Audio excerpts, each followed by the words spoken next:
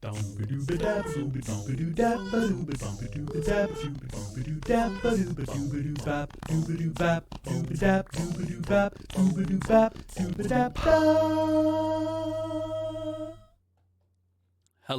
everybody. I'm wearing headphones for no reason. You're watching Loading Ready Run. I'm Beej. It's a bonus stream, and today the topic of the bonus stream is Beej's Anime Roundup for 2025 winter, and we'll hopefully be doing a spring preview as well. I've allotted myself 3 hours this time because I always end up talking way too long. 3 hours of talking. Oh my god. Well, all that's brought to you by you, thanks to the Patreon at patreon.com/loadingreadyrun. You can support us also through PayPal. We do have a PayPal link that it'll come up in chat. PayPal.me/loadingreadyrun, I think, is the correct answer for that. And you can also support us here on Twitch with Twitch subs and with Twitch bits through YouTube. YouTube.com/loadingreadyrun. I was going to say the whole thing. Memberships is what they're called. That's correct. I do this so little, the announcing part. Interesting. I'll tell you what's interesting in a second. You won't believe me. And also through the store.loadingreadyrun.com. Hey, we're gonna get into the one thing, and I just realized, you know what? The whole point of this hinges on on me having a web browser. So why don't I just use the web browser to show off what's going on the store. Store.loadingreadyrun.com. You're going to see that we're having a warehouse moving sale, like it says at the top. I tried to make a fairly inconspicuous banner, which is weird because I want you to see the information, but I don't want it to be like blaring in your face. And there's lots of, not lots, but there's some controls over what I can do up here. And I'm like, black and gold looks very different than blue and white, so I'll put that up there. But I'm also afraid it kind of like falls off a bit. Anyway, we're having a big sale. And we're also introducing a few things that haven't been around for that you may not have ever seen before or haven't been around in a while. For example, the Lure Kickstarter tee, which all I could get from it was a graphic. I didn't have a picture, but Graham has worn it in recent days, so you can see it on him. We have some of those in stock. We don't have a lot of stock left on a lot of things. A lot of things are final sale. Once they're gone, they're gone. And there's the Lure logo shirt in orange. The Kickstarter shirt was from our Year of Lure Kickstarter. We have some of these left over. We only made these for PAX Australia. We took them down there, and then we sold them while we were down there. And that was just like, every time we went down there, we just had that stock, and we would buy more if we needed it. We only went down, I think, a few times. So we had some stock left over, and of course, we're trying to get rid of it. So if you are interested, then by all means, pick up one of those, because again, we will probably not manufacture that shirt in that way ever again, I have a feeling. The Quirpline community group patches are brand new. I should have had them in the store earlier, but they're here now, and I'm certainly happy people are interested. They're all hook and loop back, so you can either sew them on or you can use Velcro to attach them to things that take Velcro. And then also in the featured items, all the moon-based Spaceline stuff that we had with like the poster and the pin and the patch set and the amenity kit, and there's also like a ticket included as well. All of that stuff is still available because there was safety stock left, and this is how this works: is that when we have been selling stuff, we have to hold stuff back for safety stock, just in case you receive something and it's broken and you need an exchange. So I'm going through the inventory. I'm like, oh my god, we still have a fair number of this left. Let's clear it all out. And this is your opportunity to get it for a little cheaper than it was when we put it out initially. And that also goes for the things like the arena diagram playmat. We have some of that left. We have a lot of our pins have been marked down by quite a bit. Our brainstorming wrong shirt I have set to below cost. I need to clear stuff out. So if you are into this idea, you can also, the Desert Bus stuff is back up because, again, it's warehouse moving. I need to clear things out. So a lot of things are cheaper, below cost. And yeah, if you are interested in any of this stuff, by all means, please go check out the store. We do have a sale category that's here, and it's also up in here. And there's a Desert Bus one right there. So if you click on sale, it will show you everything in alphabetical order based on what we call these things for everything that is on sale, please do pick some stuff up. Everybody who buys stuff that they, getting for their collection and whatnot, that's great. I'm glad that you want that stuff. Buy gifts for friends, please, any of that kind of stuff. It helps us because it's less stuff that I have to pay to move. Yeah, we made 2 Overwatch shirts. Isn't I asks? It's like, yeah, Bullet Sponge and the Get on the Point shirt, and I have some left. I would really like to move those shirts if I could. I in fact, I'll let you in on a secret. There's the Get on the Point shirt. Beautiful art, really really cute stuff from Lily, our friend, who I believe you guys have seen before. The dice vaults I marked down, and I'm like, oh god, how far do I cut that? But we have dice vaults. That's Wenge hardwood with actual turquoise inlay. So I'm excited. I'm like, it's nice to be able to put something nice on sale. I could cut price deeply, but I was like, I can't cut price that deeply because it did cost a lot to make. Let's see, where am I looking here? Yeah, all sorts of stuff on sale. Right. The Phase of Scrub Edition shirts, I made an error, and I think I ordered too many a little while ago. And not like, like a month ago, but a little while ago I ordered, I think, too many than what I needed, and now I have too many in the store, which is why they are $10. So if you are into that idea of like, oh, I wanted to get one of these at some point, it's like, yeah, I think you should probably get one now because that's the cheapest they're ever going to be. Do not feel guilty if you're like, oh, I don't want to spend less money on, when I help Lur. It's like you're helping Lur by getting this stuff out of the store. I have hundreds of these that I need to clear out. So do what thou wilt. Hey, pick up a Season 5 DVD set. That's a multi-DVD set for that. These I have to have a little bit pricier, but we'll see.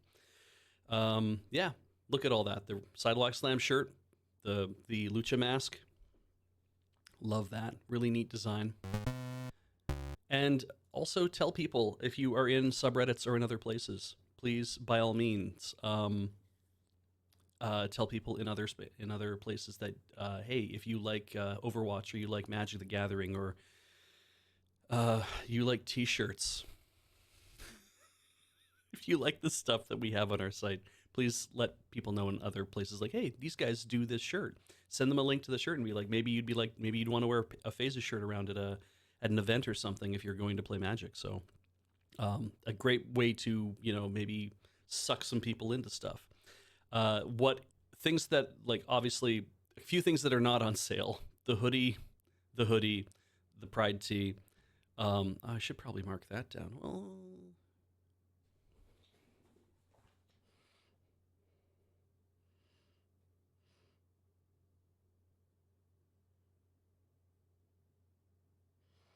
let's see. All right, people. Just for fun, just today, this $25 shirt. I just marked the emoji raglan from RoadQuest down to $10 for what's remaining in stock. So I'm not promising any more markdowns. Could happen, not today, but there, that shirt is now set on sale. Please enjoy if you're interested in getting one of those. All right. And no, the markdowns that I just did won't apply back if you've already purchased it, but thank you for purchasing it. I really do appreciate it. Let's go back to the booth for a second. So what are we doing here? It's the other mouse, Beej. It's the other mouse. Beej's Anime Roundup. We're going to talk about all the anime that, not all the anime. Well, we're going to go over what's on anichart.net. If you want to follow along, anichart.net. We'll be on winter 2025 because that's just we're in right now, and it's going to be ending soon. This is my opinions. These are not your opinions. If you're in chat, congratulations. If you guys want to chat amongst your opinions, then by all means, if you can do that. I may or may not engage with chat. I can see you guys all in there, but yeah, I'm not. This is more about like, this is how I experience the stuff, whether I watched it or not, those kind of things. Just because I have opinions doesn't mean you should feel bad about yours, and just because you have opinions means that I'm going to try not to feel bad about my opinions. I may have not watched stuff that you said I should, or I may have watched a thing that you said that I should, and I've decided I didn't like it. That's fine. We're all cool here, and we're all going to get along and be good to each other because we're good people. I do not. The no backseating thing is on because, you know, it. That's what I don't like to be backseated when I'm streaming. So we might as well just keep it on while I'm telling you about anime for some reason. And also, smut is okay. And I didn't watch anything this season that was smutty at all, whether however on the continuum you want to place the smut. But one thing that is true about this stream is that smut is okay. You don't be forcing your smut on other people, even if that's part of what your kink is. It's like I don't know how to explain all that in a much more clear way, but it's like, you get to have your thing, and that's cool. And if you like a particular type of smut, or you like all types of smut, and that's wonderful. I'm in favor of all that. Please don't force it on other people. And if I watched a piece of smut this season, I think I'll try to be upfront about it and be like, yeah, it was good. I'm not going to get into particulars about why I would have thought that was good, but I actually also don't think I watched any. I don't think I watched anything that was smut this season anyway. Or maybe my opinions are so fucked up by now, I have no idea what smut is anymore. Brr. Not really a fan of this tea I'm drinking. So let's get to Annie Chart and let's get this thing rolling. Good start. A rank party o riratsushita ore wa motto oshiego tachi to meikyu shindu wo mezasu. Didn't watch it. And folks, that's how that's going to go. There's going to be things where it's like, I didn't watch this. We're moving on. Sometimes there will be the check marks that show whether I watch stuff or, in the maybe watching or whatever. That was to mark for me to add it to my list to watch, as opposed to whether I ended up watching the thing through all the way or not. Let's see. You guys are very kind. I am reading chat very quickly, and you guys are very kind people. I'm very happy. Oh, right. I am going to drink more of the Western Family ginger ale because we have it in the fridge. And the only thing as my grandfather used to say that there's no such thing as bad rum.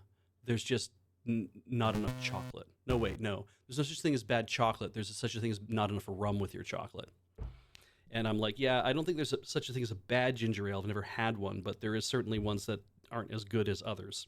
And this says on the thing, it has a little black and white thing on it that says high in sugars, Health Canada. It's a very boring label, which makes me think that it's a real thing from Health Canada that you would put on there, but whatever. Anyway, Akyakurejo Tensei Oji-san. Short title, longer English title, which is Dad's unconscious from bureaucrat to villainous. Just from bureaucrat to villainous is enough. Akyakurejo is a villainous, and then Tensei Oji-san is genius old man. So the villainous genius or genius villainous old man. This is good. This guy from our world, he gets hit by Truck-kun and wakes up as Grace Auvergne, who is the villainess of Notame Game. Oh, okay, that's cool. That's enough. Like, you're like, okay, that's just your standard, I've been isekai'd into whatever. But it is a 52-year-old man, for one thing, so that's weird. But on top of that, I'm going to take these off. He doesn't get, reincarnated into a world that is the video game in as much as he gets reincarnated into Grace's body, and it is still the video game.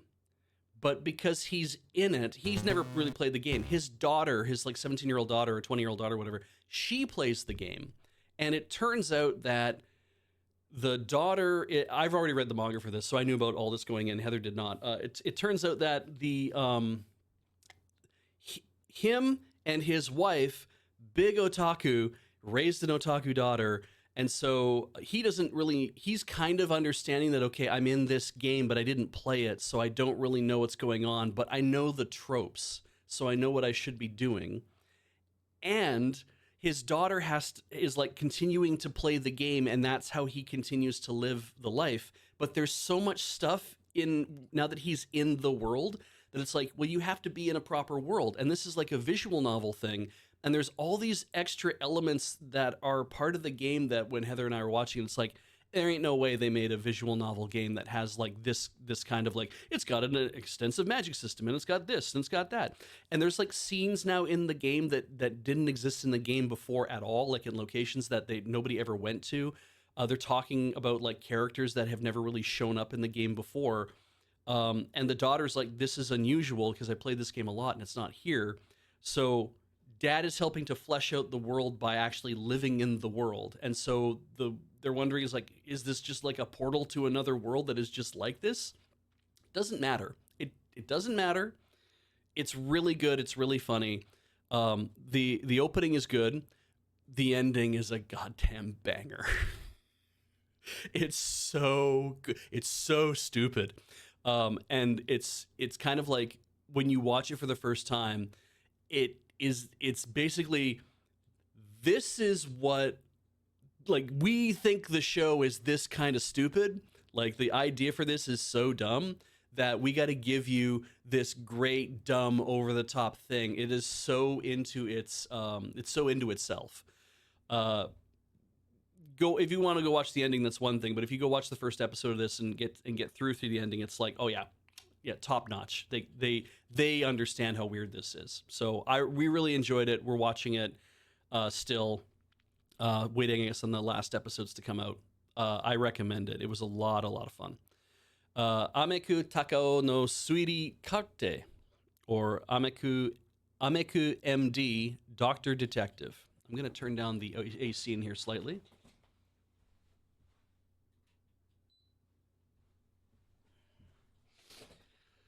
Oh my god. So a lot going on in this show because this is Dr. Ameku. She's like a fully grown adult. She's not like some sort of genius, but maybe she is. I don't really get it. I think she's in her 20s, so maybe she is a bit of a genius.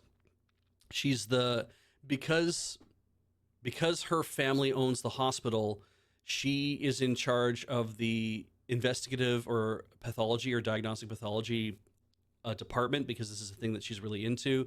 She lives in a little Victorian house on top of the hospital that is full of books and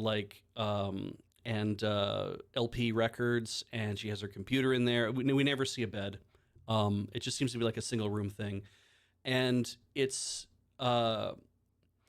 I will give it this. They certainly care an awful lot about rendering a Mazda RX-7. Or was it an 8? It's not on the helipad. She lives on like an area near all the where some other, the stuff on the roof is. And yes, and the racing bike and whatever. I just was like, okay. I've kept watching this. There's some two-parters. It's a little more grisly than I expected. And the thing where it's like, ooh, bizarre mysteries surface, unexplained illnesses to strange murders even the police can't solve. And everything, because it is a half-hour show, there's a couple like multi-parters in here, but everything does seem a little too pat, which sucks. But it lost me twice. Spoilers incoming. I apologize. So, spoilers.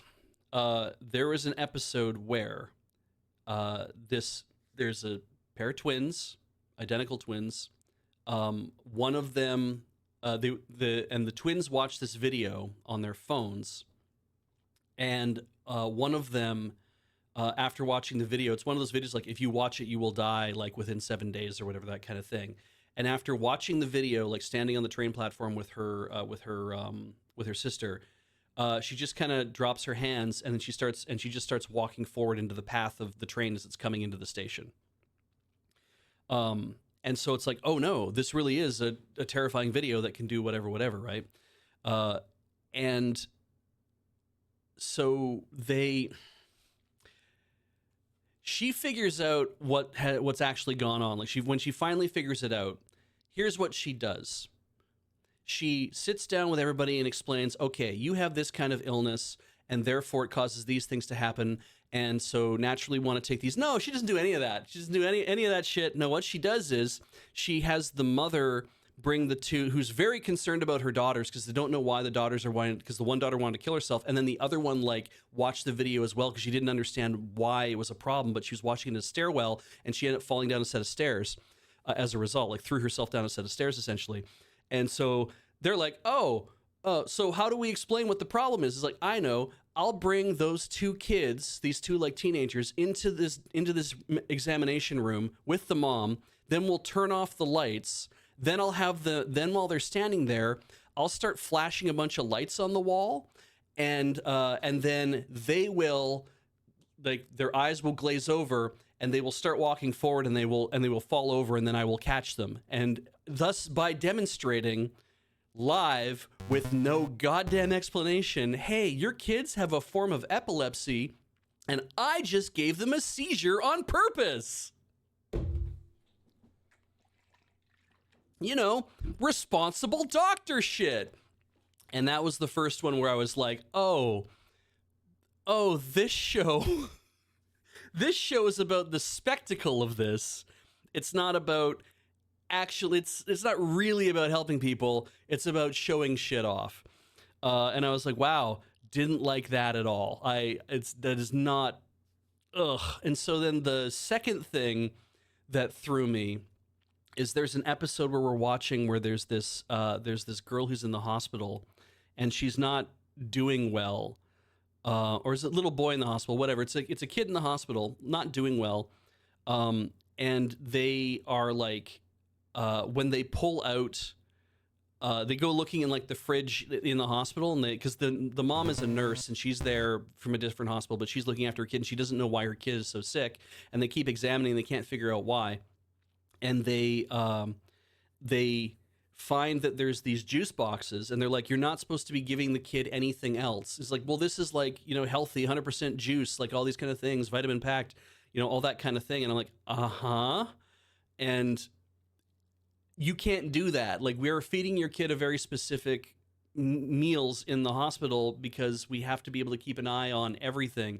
It's a controlled situation, right? Like, people are essentially science experiments, right? It's like, we have to ensure that we can control for all the variables. So don't sneak food into the hospital to give to a patient, because we need to know what they're taking in and putting out so that we have all the information. If something weird happens to them, we have the ability to make a diagnosis. And I'm watching this with the juice, and the moment they say, oh, there's all this juice, and the mom's like, no, but I'm giving them juice because they like it, and you find out the kid actually doesn't really like it. Like, there's some stuff where, like, some flavors they don't really like or whatever, and I'm just like, oh, Munchausen by proxy. Like, 10 minutes in, I was like, I'm not even a doctor, but I know what Munchausen by proxy is, and it's where, it's where, like, in this case, it is Munchausen syndrome, but it's Munchausen by proxy. You pretend to be sick so that you get sympathy. And that way you feel better because everyone is like paying attention to you. And by proxy, it's, I'll make somebody else sick and then I will feel better about it. And I'm like, that was literally The Sixth Sense. Like, that was a part of the movie there. It's been in other things before. It's like, it's been all over the goddamn place. I'm like, this isn't even like, and I'm like, well, I guess if you're like young, you've probably never seen that before. You probably didn't watch like a lot of these other movies or these other TV shows. So it's always going to be a new thing for you. But I was just like, man, it didn't even feel like I got there so fast, and I was like, oh, we're just doing this. I kind of assumed that this would be more about really unusual things as opposed to, no, this is a thing that actually is reasonably prevalent, right? Or, yeah, I'm going to come up with interesting mysteries that have a medical component to them, and she's going to solve them. It's like, or not always, because it's hard to write manga. But I was just like, man, I just felt really let down by that. That I'm like, oh, these might not even be interesting, unusual cases. Like, that the epilepsy thing was like, I didn't know that it could cause you to just start walking or to start doing things, and that would count as a seizure, right? I was like, I know that a seizure doesn't mean that you're shaking, like the whole kind of, I guess what we think of like a grand mal seizure is, you fall to the ground or whatever. It's like, but I didn't realize it was like autonomic responses that would just maybe cause you to start walking or start doing a movement or start doing something else. I was like, oh, okay, that's new.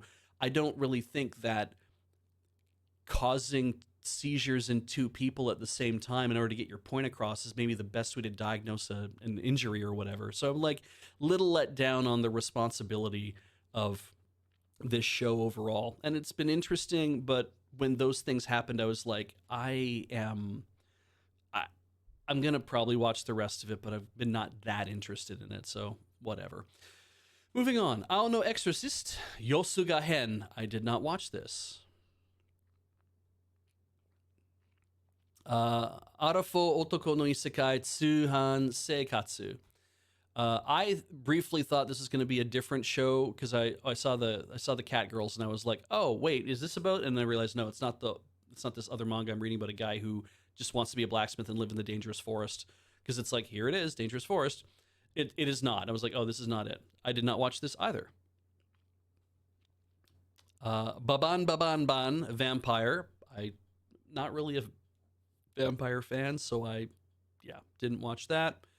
Bang Dream Ave Mujika. I did not watch that. Botsuraku Yote no Kizoku Dakedo Hima datta kara Maho Kiwamete Mita. I did not watch this. I don't know, like the more kind of like 30, 40-year-old man dying at work or whatever, and then waking in the body of a young son of a noble house. I feel like there's probably like a light novel quota for that shit.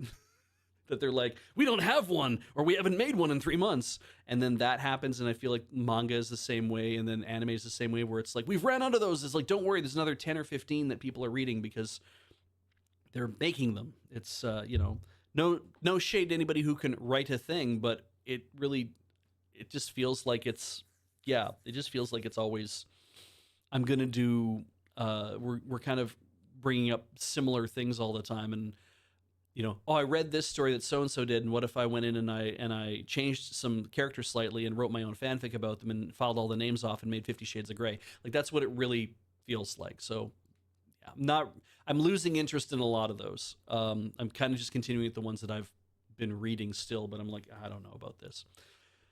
Oh, literally? Okay. Just, sorry, reading chat. Anyway, I'll move on. Card Fight Vanguard, Divinez, Deluxe Hen. Don't do a card fight. Class no dai kirai na joshi to kekkon suru. That's marriage. Koto ni natta. Didn't watch that. The whole, I don't like you, but maybe I like you, tsundere, whatever. I mean, there's always going to have to be those things, I guess. So, moving on. Dose koishite shimaunda. Didn't watch that either. Didn't really know what it was about. Oh, wait. This is like, this was the COVID-ish story. Didn't watch that. It's important that we get through all the things that we didn't watch, because when we get to the things that we are going to talk about, then I'm going to have a real fun time. Because there's some really good stuff, and there's some stuff that just left me cold. Like, Dr. Amaku was like, I felt had potential. It was not, it was just like, it left me so cold. Dr. Stone, Science Future. I gave up on Dr. Stone. I think I told you guys this last time. And I'm not regretting it. Moving on. Framagia. Didn't watch this either. Fugu shoku kanteishi ga jitsu wa saikyou datta. Naraku de kitaeta saikyou no shingan de muso suru. Nope, didn't watch that. Grisaya, Phantom Trigger, the animation TV. Didn't watch that. Guild no uketsuke jo desu ga zangyo wa iya nanode basu o solo toubatsu shiyou to omoimasu. I thought it was kind of a fun premise, but I don't know, I thought it was a fun premise. I think I was just ultimately like, I'm not really so excited by it that I want to watch it, so I did not. Oh, good. I'm glad people enjoyed it. That's and then some people didn't. Okay. I'm glad that some people enjoyed it and had fun with it. That's sometimes it is just what it's all about, right? It's just kind of the whole like, you know, if it's fun, that's okay too sometimes. Hana saku shura no gotoku, or flower hana and ashura shura. This I wow. Uh, we've talked about my opinions about um, band anime before, right? We've talked about music anime, about sports anime, about like I want to join a club. Now I want to go to nationals or I'm shit, and I hate that. Um, let's start with a girl who is she likes to read to kids. We have that right here, right? She likes to read to kids. And when she does, she's really good. Like the show literally shows like, you know, the the um the backdrop changes and the scenery changes and the sun goes, you know, changes its color or whatever. Like everything changes. You're sucked into the narration that you're actually seeing it happen. And this is it's and so to me I'm like, oh, that's really cool. So this will be like a kind of a she's so good at this naturally that this will be a special thing that she can bring into people's lives. And she's unique in a way that it's so interesting to people. But don't forget that there are more people in the world than you, and someone's always better than you. So if you enjoy a thing, well, you better go to the fucking nationals about it, because otherwise, if you don't, you're just wasting your time actually trying to enjoy a thing. If you don't pour your entire life into this one thing and try to change and make it better so much and just grind your interest to powder until it becomes the, you know, you're all knowing, all seeing, all being, so that when you throw that pitch at Koshien and you wrench your shoulder and you thought you were going to have a baseball career, but now you've ruined your fucking life and you have to give up everything you've ever wanted and you have to go back to the farm, which you didn't want to do, or you have to give up your life and like find a new job to do at the age of 16. That's going on in Kyo and Kyoto right now. You know, if you need to do that to yourself so you can ruin yourself and never feel good about your accomplishments and never feel good about the things you enjoy ever. If you're not doing that, then what are you even doing with your life, right? Like, this was so great because this girl who's the senpai, she comes along, hears her read, and is like, you got to come to the broadcasting club because you're so good at reading stuff and it's so fun to listen to you. I think you'd be great learning how to like do this even better and like be whatever. And our main character's like, okay, cool. And she shows up, and like by the third episode, the prof, the teacher who's their advisor, is like, and so we're all going to go to regionals and we're all going to compete against each other, and then we're going to do this thing, and we're going to go to nationals. And she literally says, what if I just have fun doing this? And then the teacher does some wild jujitsu with her thoughts and beliefs and whatever, to be like, it's like, it's good that you have fun doing a thing. And so then why wouldn't you want to stand up and show everybody how good you are, like how much fun you have doing this thing? And I was like, oh, I see how this is. You you it, you can't let somebody just be and have a good time.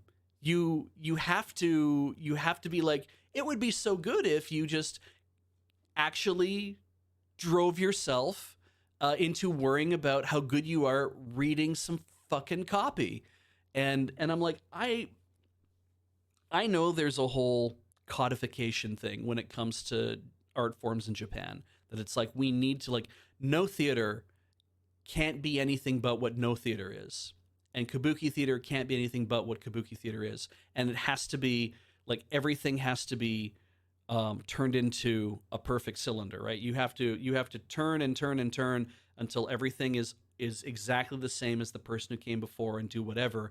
And the minor variations are your way of introducing, you know, your spirit into it, but you're seen as being so good at it if we can't even see that stuff. And yeah, Rakugo can only be Rakugo, and it can only be by men. Um, all that kind of stuff. And I'm like, I get that there is that, but it it drives me nuts when anybody who wants to exist outside the norms doesn't get to do it. And this is why I loved Beck so much. Like, go watch Beck if you want the story of a band that's trying to actually do a thing and do a thing that they want to do because they're driven by the love of it, as opposed to I'm driven by the need to show off my shit at nationals. Go watch K-On! If you want to see people just enjoy. This is why K-On! Was a hit, I think, is that K-On! Was like, these girls got better at playing music, and you get to hear songs they do that are clearly like, these are from the future. These are not songs they're making now. They're songs they're going to do later. And it's like, watch that if you want to see 4 or 5 girls having a good time eating cake, goofing around, and playing their instruments and doing that kind of stuff. And I'm like, that's why I found those so interesting. They weren't trying to compete in the sport of music. And this is the same thing as like, oh, you could read stuff and learn how to be better at it, but just because you get better at it, like this, and also just because you're good at a thing, this is a teacher told me this when I was a lot younger, just because you're good at a thing and you got a prize in it does not mean that you should be saying, well, somebody else shouldn't do that same thing just because you're good at it. That was a very clear lesson to me when I was a lot younger, that was like, I don't think that it's a good idea to let this person in our club do this thing because they don't really know what they're doing. And my teacher said, look, just because you won an award for a thing that you did doesn't mean that means that somebody else should actually not learn how to do a thing. And I was like, oh, I didn't realize that's how that was even coming off, that I was even feeling that way about it, but she was right. And I'm like, yeah, I don't get why you can't just let somebody have a thing and help them get better at it and learn how to be better at it and encourage them how to be better at it without having to introduce a tournament anime to the whole damn thing. I think it's a lazy framework. And we've been watching this, and it's been good and interesting, but in a lot of ways, I'm like, why does this have to be about competition? Who cares? If you're, oh, so-and-so came in first and so-and-so came in third. Who gives a shit? Let them, they're all going to probably end up getting jobs where they're doing narrations or whatever anyway. Unless, I guess, if you're like, because you're the NHK running the NHK Broadcasting Cup, you're like, we can only hire the people who finished in first. I don't get it. I think it's ridiculous. It inspires a spirit that I don't think drives you to do great things. I think it inspires a spirit that drives the truly dedicated into it. It paints a lot of them into corners, and I think that's miserable. So we'll move on. We're going to watch the rest of it. I'd like to see how it actually comes out the end. Yeah, the recitation segments are beautiful, and it's very interesting to hear. And boy, does Kenji Miyazawa gets so much representation in this. It made me want to go back and watch Spring and Chaos again, Kenji Spring. But it's like, yeah, if you're going to do a thing, hey, don't forget that, always talk about Kenji Miyazawa. So, yeah, we'll move on. Hazade skill kinomi master skill nomi tabete shinu. Well, when you put like quotes and like, but then also parentheses in your titles, what are we supposed to pay attention to? Anyway, o mugen ni taberareru you ni natta ken ni tsuite. I didn't watch this either. Moving on.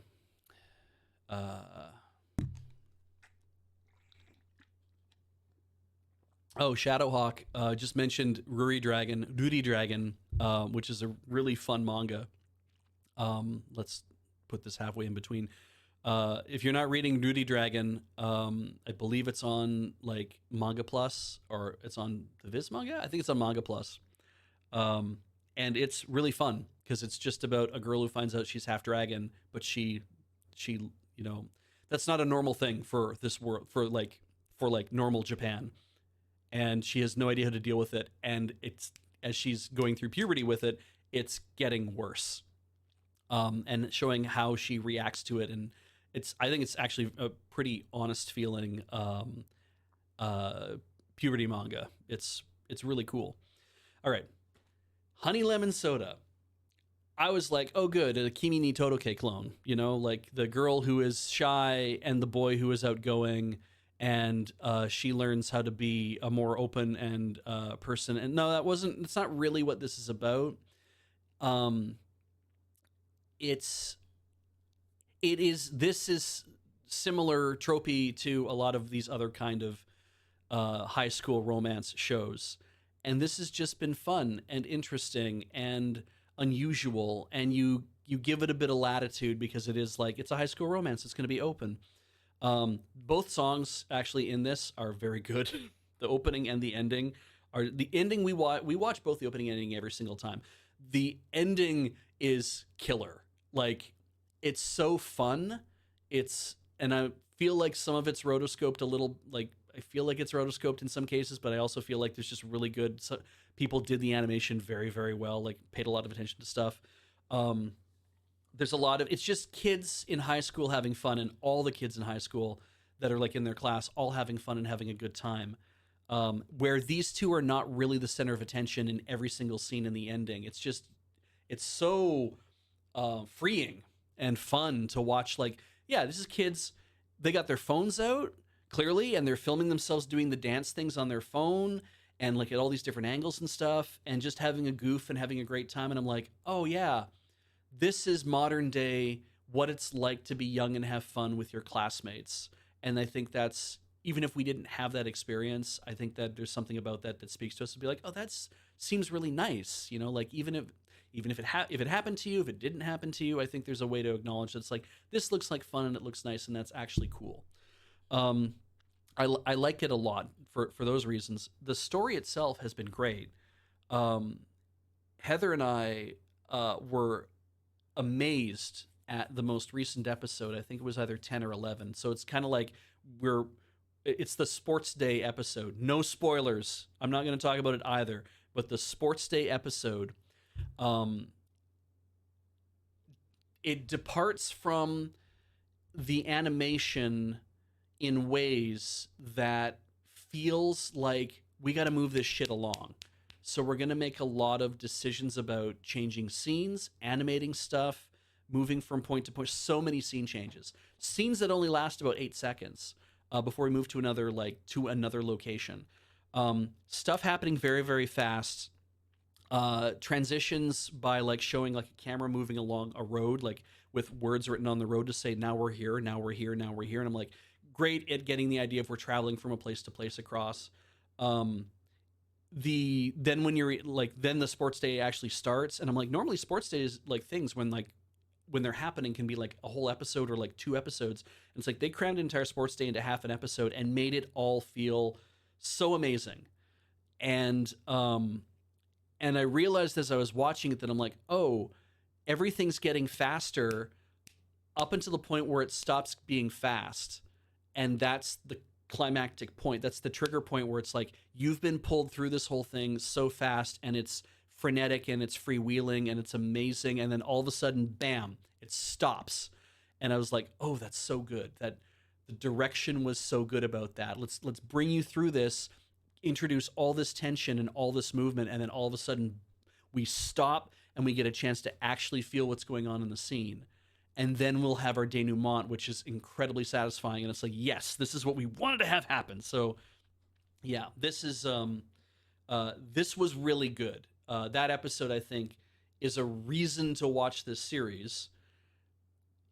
But I think that I wouldn't say to somebody, you need to get through 10 episodes to get to that point if you're not into high school romances in the first place. If you like a high school romance, this is a pretty good one. It's pretty interesting. We've liked it. It's been like it's one of our first watches when it shows up and it's like, what are we watching tonight? Honey Lemon Soda. Okay, great. That's what we're watching now. Moving on. Ishida second season, didn't watch it. Izure Saikyo no Renkinjutsushi, something about a alchemist, Renkinjutsushi. I didn't watch that either. Sure has a lot of girls in it. Jibak Shonen Hanako-kun 2, didn't watch that, the first one. Kimi no Koto ga dai dai dai dai daisuki na Hyakunin no Kanojo, second season. I did not watch the first. I know you guys are very excited for this because a lot of you watched this and enjoyed it. I watched that first episode of the first season on your recommendation, and it left me cold. I'm not saying that it's a bad season or a bad show or manga or anything like that. It was not for me. We'll move on. Kimi to Idol Precure, so more Pretty Cure. Kinnikuman Kanpeki Chojin Shishohen Season 2. Didn't watch the first one. Never really watched any Kinnikuman. So, Kisaki Kyoiku Kara Nigetai Watashi, or I Want to Escape from Princess Lessons. Which, halfway through the series, not even barely halfway through the series, abandons its premise, abandons a couple of its interesting directorial choices. And we've been watching this, and from episode 3 until about episode 8, we were like, are we really watching more of this? I'm like, well, let's watch the next episode and see what happens. And we're like, oh, okay. All right. And then we come back to it the next week and we're like, seriously, are we still watching this? Well, let's watch another one. Let's just see what happens. Okay. All right. Wait. And it just this thing of like, the whole point is, if you read this, it gives the whole thing. She gets sucked into these princess lessons. Like, none of this is not really the reason what happens. What happens is, when she's a kid, 5 years old, right? This is the point. Trained to be queen. They give her, they come and get her from the Duke when she's very young, rip her away from her family, bring her to the main castle. She gets kind of ensconced in her room, and and in a beautiful, nice room. It's a palace, obviously, right? That kind of idea. And then every day she is abused by a teacher to, like driven to the floor practically of, you have to learn how to walk perfectly upright. You have to learn how to greet people properly. You have to learn how to drink your tea properly. Like that kind of thing. It's like, we're going to drill this shit into you with no regard for the fact that you're 5 years old. We're not going to start with like teachers who are very like kind and like bring you to the lessons and help you understand what these things mean and help you understand what all this stuff's going on and like it's like, no, fucking Sparta from the beginning. We're going to beat the shit out of you until you become a queen. She gets to this point where she's just like no affect. She's not interested in anything. She's just like, yes, I'm a perfect woman and I have no feelings or anything to say about anything. And they basically just drive all the life and the verve and the spark out of her. And so when this shit happens, Prince Clark shows up at the ball with another woman, the woman in purple, in fact. And he's like, hey, so, because she's like, oh, can I take this to mean that you're actually deciding to like seek someone else's favor? And he's like, well, Letty, like this is how things are. And she's like, okay, so the engagement is over. Is that what you're telling me? And he's like, this is the situation we're in. And then she's like, complete 180 personality switch. She's been putting on this act for like years at this point to be like, I'm not interesting. No, there's no reason to like me, whatever. Engagement over. She's back to normal. She's like, fucking yes. And she goes home. She goes to the countryside. She goes like fishing and hunt or whatever. She's doing all of her things that she loves to do. He shows back up and he's like, oh, you're here. Great. Well, now you're coming back with me. And they take her back to the castle against her will.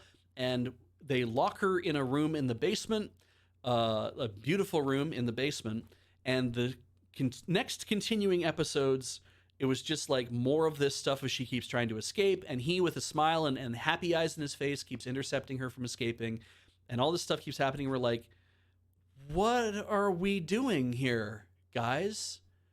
And there's a few interesting things. Like, she will turn to the camera and there'll be like an orchestra sting and she'll be, doing whatever. And she'll turn to the camera like, I don't know why this is really going on the way this is or whatever, right? And then she'll go back to being in the scene. She breaks the fourth wall and talks to the audience, whatever. It's all comedy.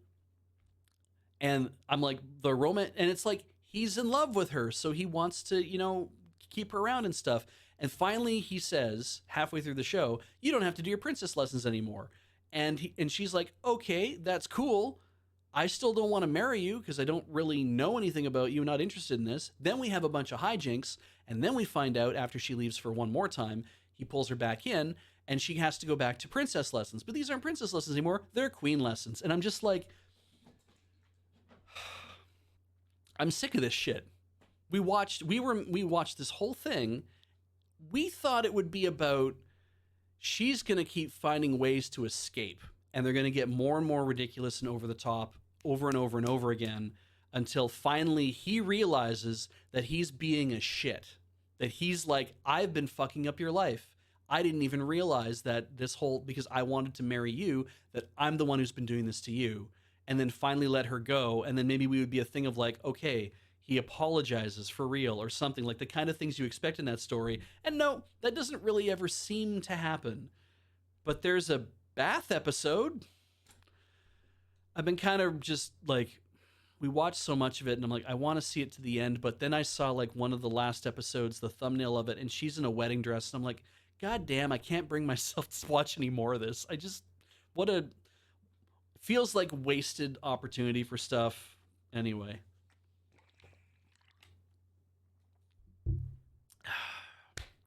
Kono kaisha ni, I keep clapping my hands. It's probably very distracting. I'll stop doing that. Kono kaisha ni suki na hito ga imasu. Or as they're calling it in English, I have a crush at work. The opening's very cute. Good little song. Actually, the opening's directed very well to the song, too. The ending's very good, very laid back, fun. The opening is funny, too, because it's like, for the opening, she's more of the main character. In the ending, he's more of the main character. We do get opportunities also for the two of them. We get to see what's going on in each of their heads. So I'm like, this is actually a really good adults romance comedy. I think it works pretty well. Because yeah, these two, when we start the show, these two are already dating. And we'll get a little flashback to show them like start dating or whatever. Do not for any point think that this is what this is about. They're not fucking at the office or anything. But they are fucking at home. And while it's, again, there's no ecchi tag in here or anything like that. The two of them are nude in bed several times through the series. You don't see anything, obviously. And there's a lot of what primetime TV kind of like two people sleeping together kind of things. There's some making out and whatever and talking to each other and that. And I'm kind of like, this feels more real than a lot of shows where they try to talk about these two people are dating, but it's not really clear that that's what's going on. And I was like, these two people are young, they're really into each other, and it's, yeah, Izendai says it's not smut, but it's not shy about the realities of a romantic relationship, and I think that's fair. And then other characters are like, they get drawn into this whole kind of thing as well, because there's, it's like you have friends at the office, so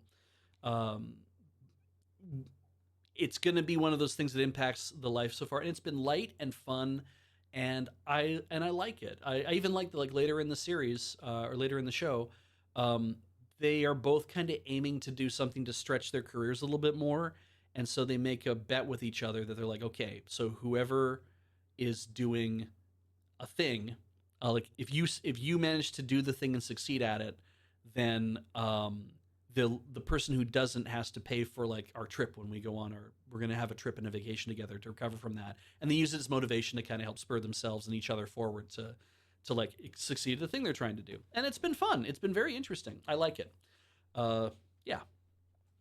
Move down. Kuroi wa medaka ni watashi no kawaii ga tsujinai. Did not watch this.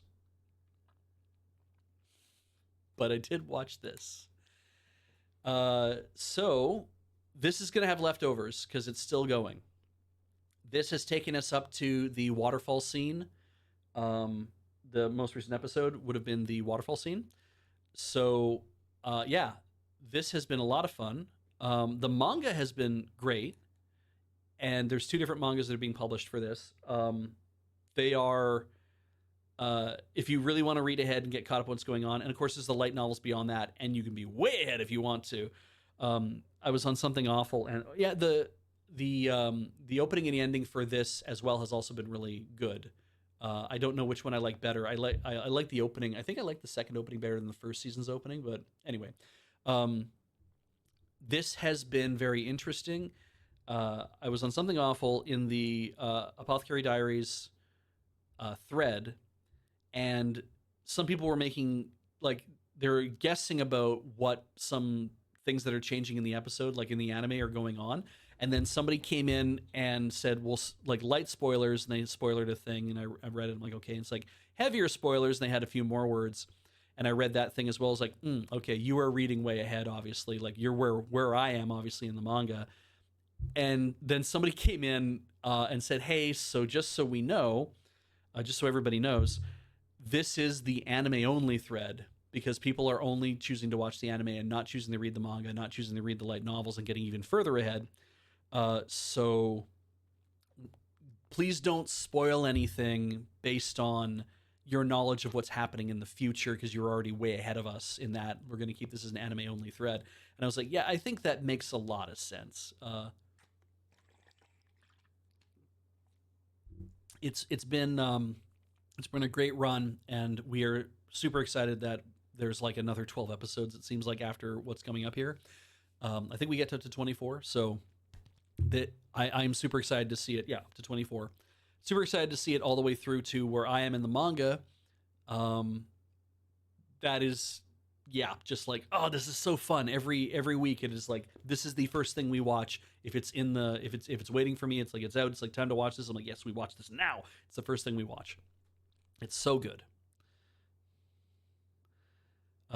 Magic Maker Isekai Maho no Tsurikata Tsukuri. Wow. Tsukurikata. Did not watch that. Mahotsukai no Yakusoku. Didn't watch that. Mahotsukai Precure Mirai Days. That is a commemorative Precure franchise thing. Machine Sozo Den Wataru. No, didn't watch that. Medalist, didn't watch that. Momentary Lily, did not watch that. Nihon e Yokoso, Elf-san. Elf-san. So I've watched this about halfway through, I think. It's been... I didn't realize it was a light novel before it was a manga.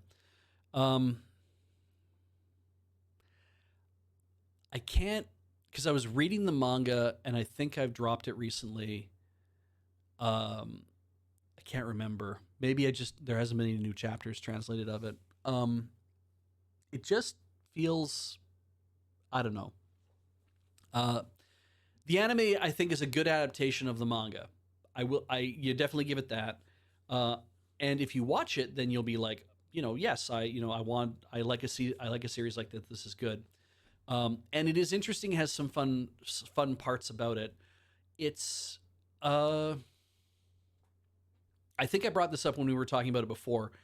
It's like all the really like interesting, unusual things, of course, are going to be in the world that is being invented by the mangaka because it's stuff that you may not have seen before. You don't know what's coming. But when you're in the real world, because these two go back and forth between the real world and the world that the elf is from, which is also a real world, but it's not our world and her world essentially. It's going back and forth between those two worlds, because I guess if you didn't know anything about Japan or Japanese culture, this might be an interesting thing to see some of that in the anime, and be like, oh, we're going to go do this, we're going to do that kind of idea. But I think if this is your world and you know these things, all you're really doing is watching the Talento go to the hot spring and eat the manju or the hot spring eggs, or going to the popular restaurant and eating the food that is like X.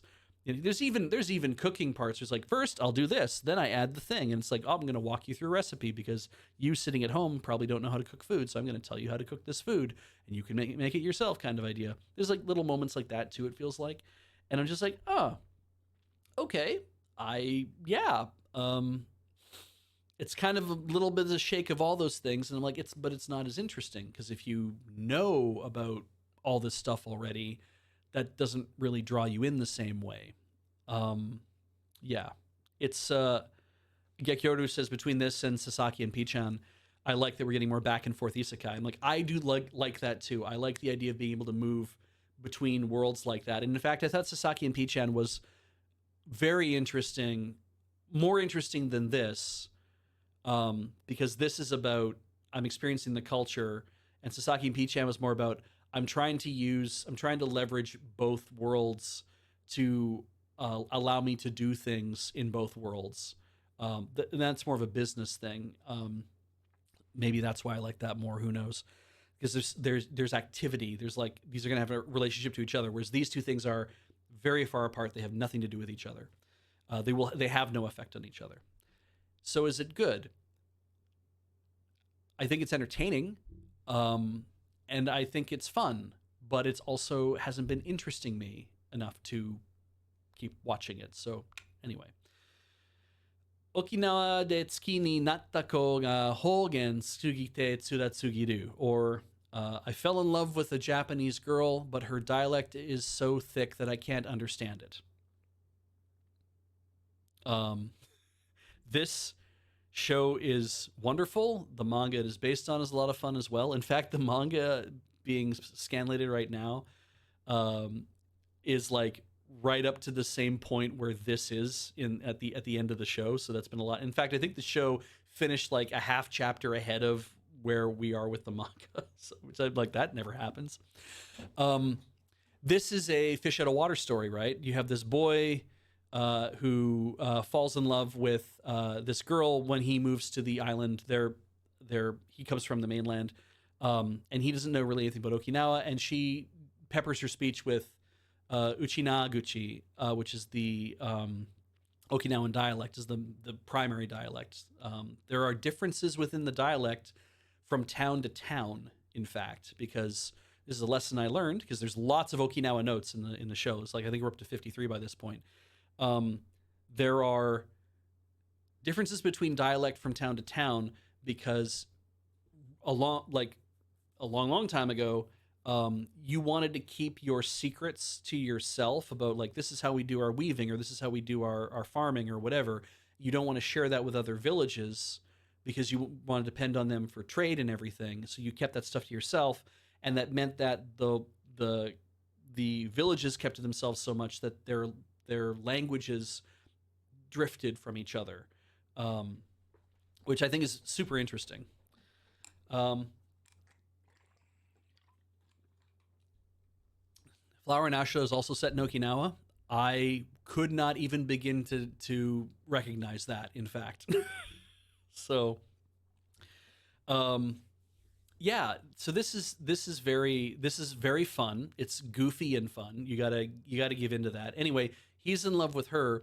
She's her best friend, and she speaks enough Uchinaguchi that she can translate for him, and she falls in love with him. So we have a triangle going on, and she has no room in her life for any other love than Okinawa itself.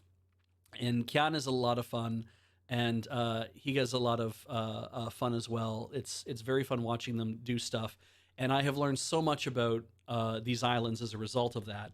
And there is a great moment where they're like, because biking is not a big thing in Japan or in Okinawa because they say it's because the streets are slippery because the majority of streets there are paved with coral.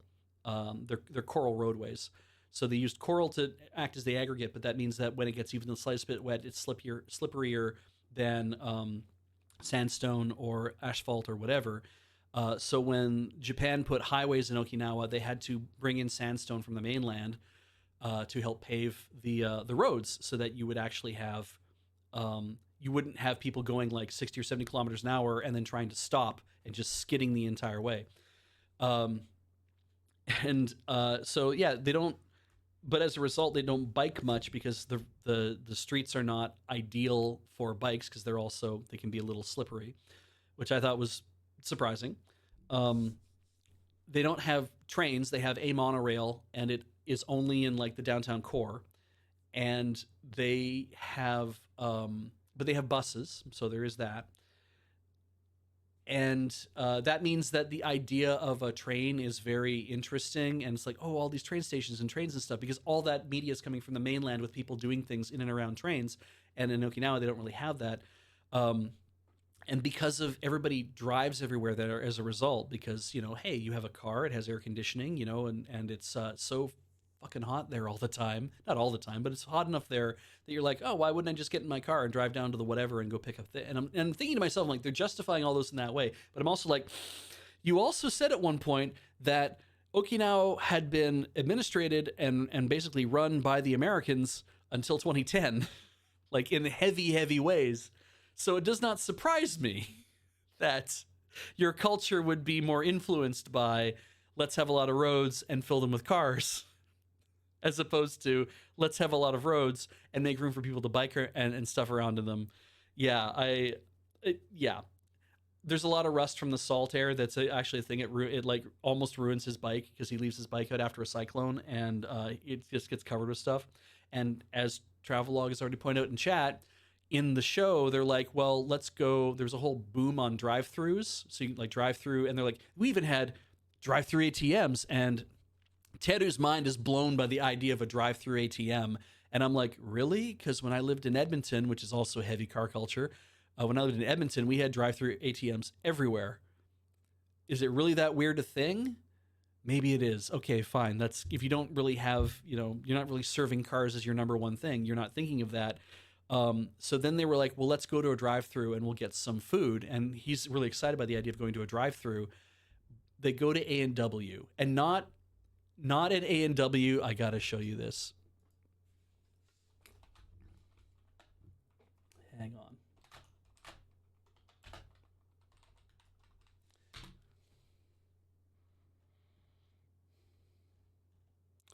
Show me images. Yeah. They go here. And that is literally what it's like in the show.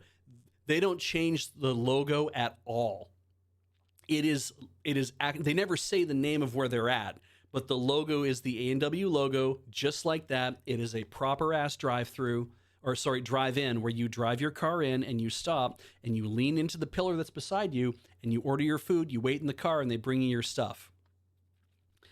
So it's yeah, it was very weird. It's got like wings on both sides. They don't just have one here, by the way. They have more than just one A&W in Okinawa. But this was the one that they went to go eat at, and I was just like, what?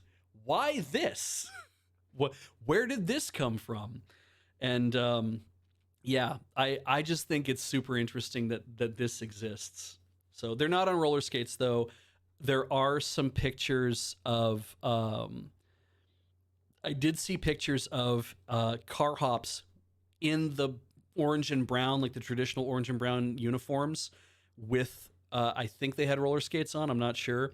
And I like that was probably a promotion they did at one point. This is very like get a taste of American 1950s kind of X, but it's all modern day A&W. They even have to explain in the show, they're like, you can also just take your food and go home if you want to. You don't have to sit there and eat it in your car, but people do sit and eat it in their car. Also, this also means that, yes, Okinawa is on the cusp of an obesity epidemic because you can drive everywhere and you can go to drive-ins and you can eat in your car and nobody walks anymore. And I'm just like, oh, man. So, yeah, I thought it was super cool to see that.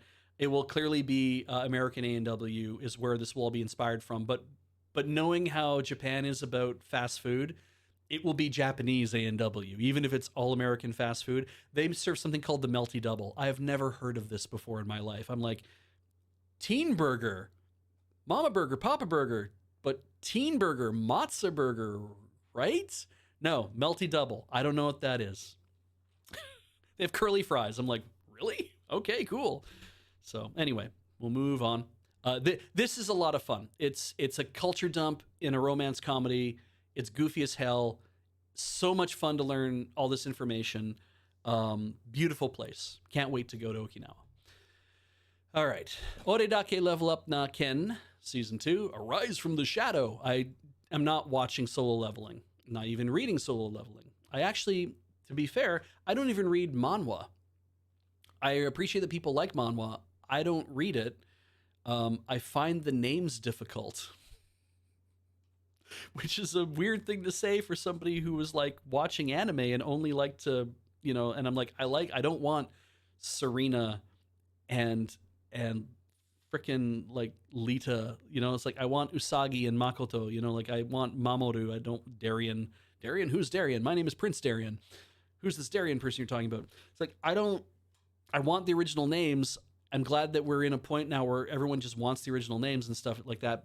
And it's like I've gotten so used to the Japanese names, it's very hard for me to understand who people are with the Korean names. And then Chinese manga is like the same thing. It's like I really can't. I have a hard time with that. Like reading Apothecary Diaries, even off the top, was like it's all Chinese sounding names because they're names that I don't ever see normally, but they're simple, like Mao Mao, Jinshi, Gaoshun. I'm like, okay, I can keep those things straight. Names that came later in the manga are harder to understand because I'm like, okay, so Li Shu and Roran and Sui Ren.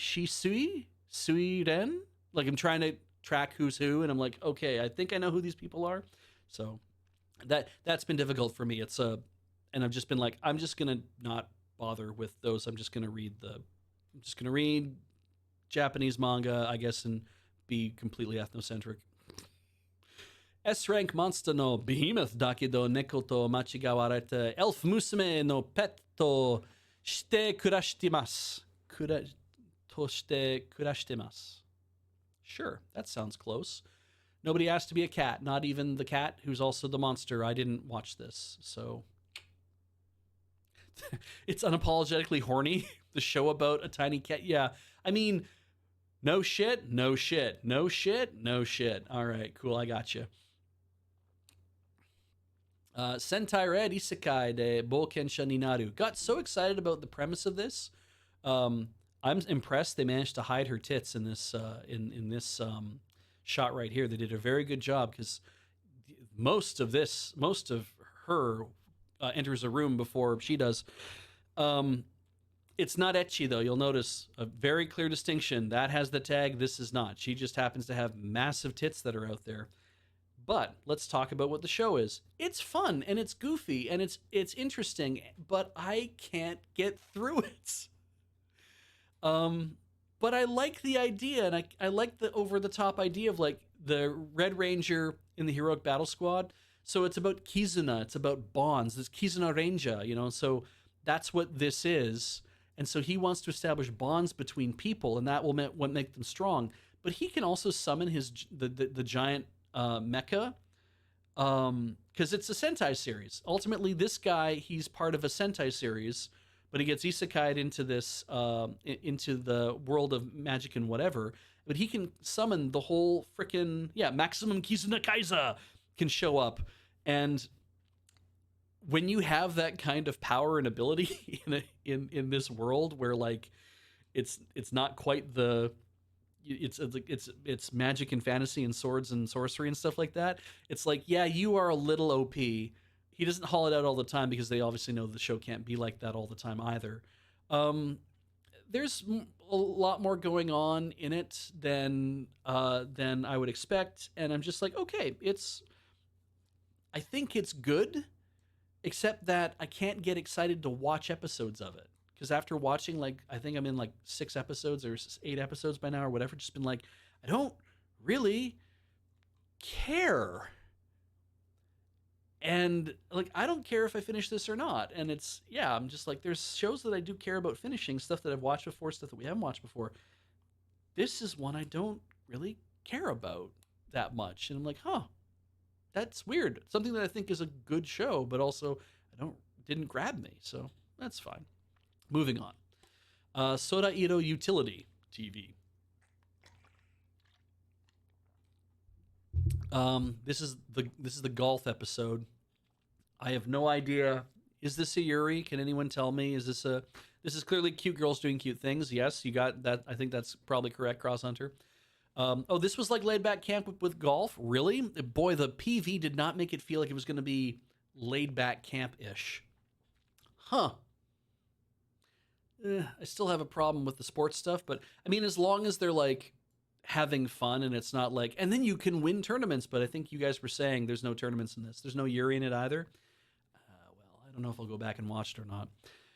Okay, anyway, but it's been an hour. It's been longer than an hour. I'm going to take my break because I should take a break. And I will be back shortly, though. So I've talked about this to completion. We'll move on to the next one when I get back. But please sit tight for these commercials. Hey, you've got a few minutes before I get back. Why not go check out the store, store.loadingreadyrun.com. We are having a warehouse moving sale, and I want to clear as much stuff out as I can so I don't have to pay to move it. I'll talk to you guys in a minute.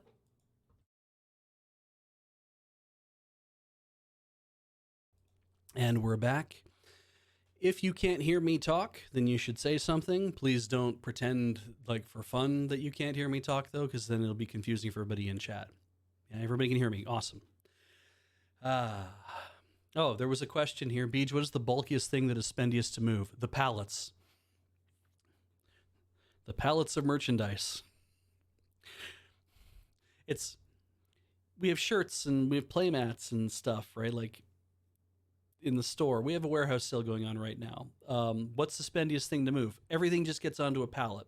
The more stuff I have, the more pallets that I need to move. That's a lot. And then there's, it's not just paying for shipping, it's paying for the processing of stuff. So that's the problem as well, is that if I'm going to pay to process things, I should process them so that they're getting out to you, because I want to put merch in people's hands as well. So yeah, don't listen to Shadowhawk. You don't have to buy like 300 playmats. I don't even think we have 300 playmats left. Playmats, it's funny too, right? Because like 100 playmats in a box is extremely heavy for me anyway. Like, I mean, some of you maybe fit, you can actually deal with it, but yeah, it's like a box of playmats. You get 100 playmats. But it is not huge, so it's like that is heavy. But we are doing okay on like, you guys are helping us clear out playmats. Has been good so far. Shirts are weird because the bulk of it means that a pallet gets filled up pretty fast. You can lift up a box of shirts. You can have a whole box that is full of shirts, but because you can't really compress shirts by too much, they will it will have to take up a lot more space. We got to move the pins and stuff too. We have a lot of those things that have to get moved. So I just want everybody to get in there and get stuff, because there will be chances that stuff will, if I have stuff where it's like, there's no reason to keep this because no one's buying it, I will dispose of it. I'll warn you right now, I will just get rid of some stuff. Because you also have to pay to keep stuff too, right? Like, I'm using a piece of a warehouse, storing stuff in it, right? So it's like, that's their space. I have to pay to keep stuff there. So that's also a reason to help clear stuff out.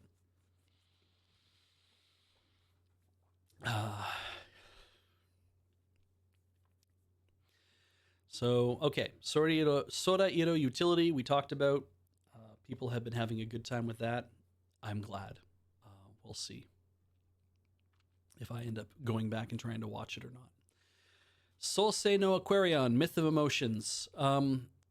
I thought this was a series already, so this seems like it's a reboot or something else. I'm just figuring, I didn't think it was going to be for me, so we're moving on. The fact that I found Purple Heart dice trays, I was like, wow, that's cool. Let's get those back on the thing. Moving on. Unite Up! Uni, Birth. Did not watch this.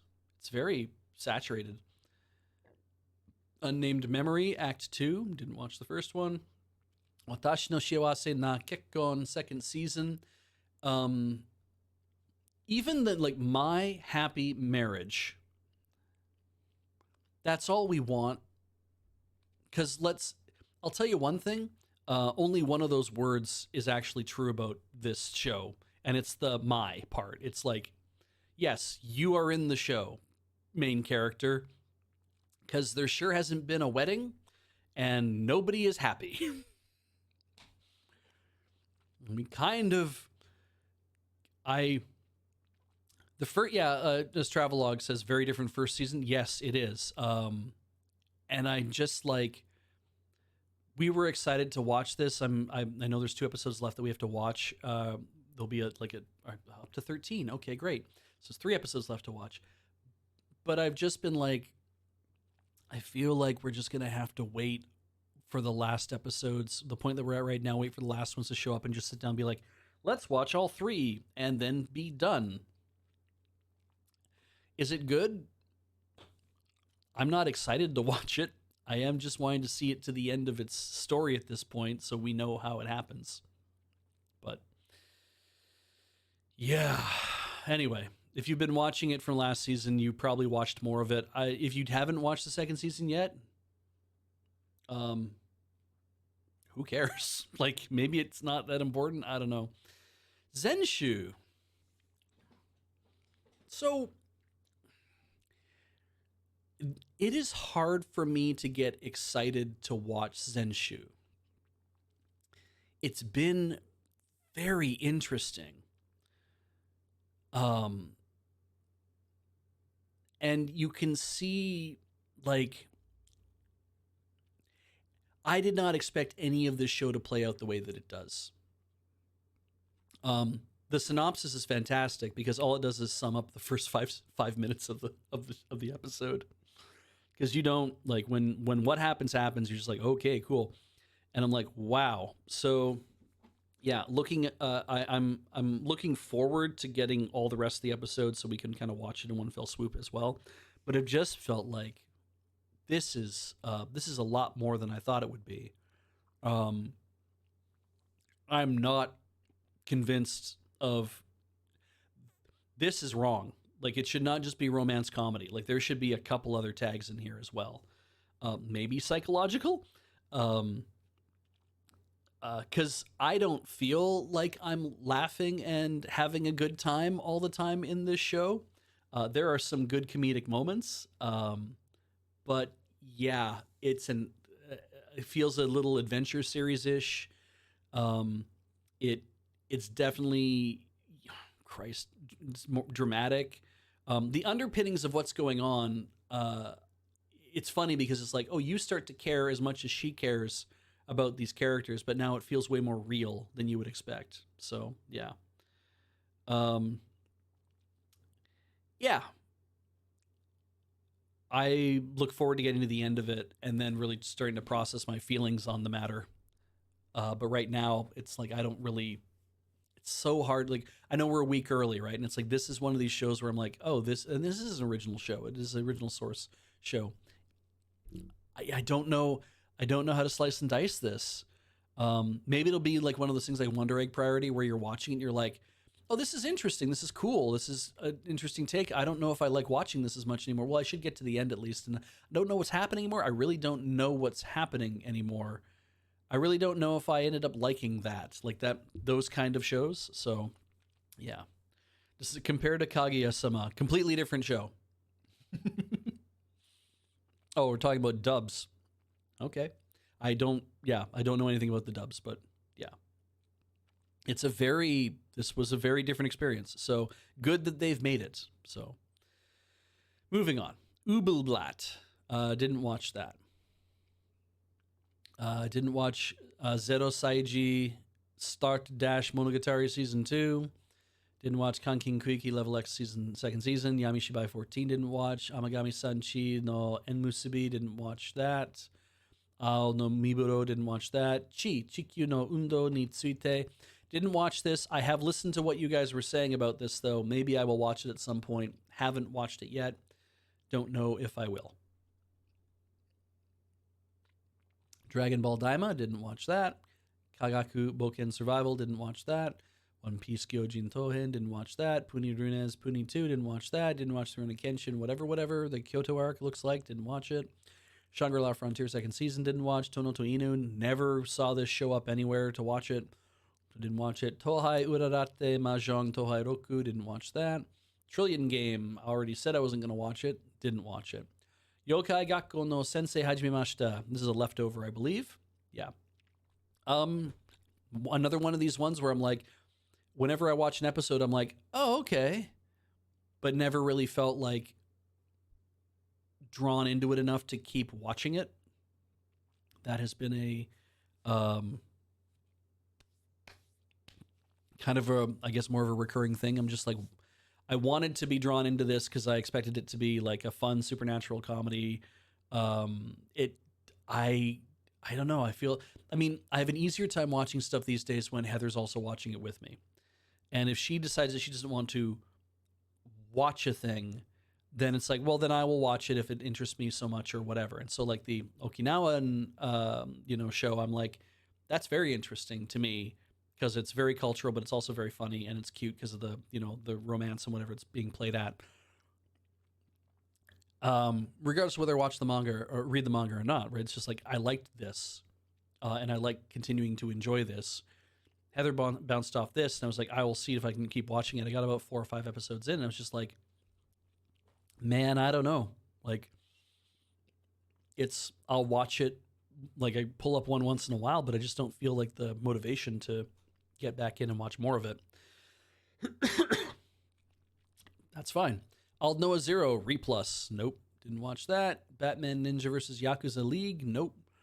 Binan Koko Chikyu Boy Boo Eternal Love. We watched the series, but we didn't watch a film. So that's okay. Doraemon Nobita no Sekai Monogatari. Didn't watch that. Hypnosis Mike Division Rap Battle the movie. Didn't watch the series. Kaiju Hachigo movie. I've heard people like this. I guess this would be a way to experience the story in a big hurry. Did not watch it. Make a Girl. Did not watch that. Mononoke Hinezumi. Oh, I see. You probably need to watch the other Mononokes to like that. Oshiri Tante, Star and Moon. Did not watch that. Project Sekai. Kowareta Sekai to Utainai Miku. Oh, unknown version of Hatsune Miku. Okay. A version of Miku that has trouble reaching people with her songs? That's unusual. Anyway, we did not, PA works, girls having jobs. Now it's virtual girls having jobs.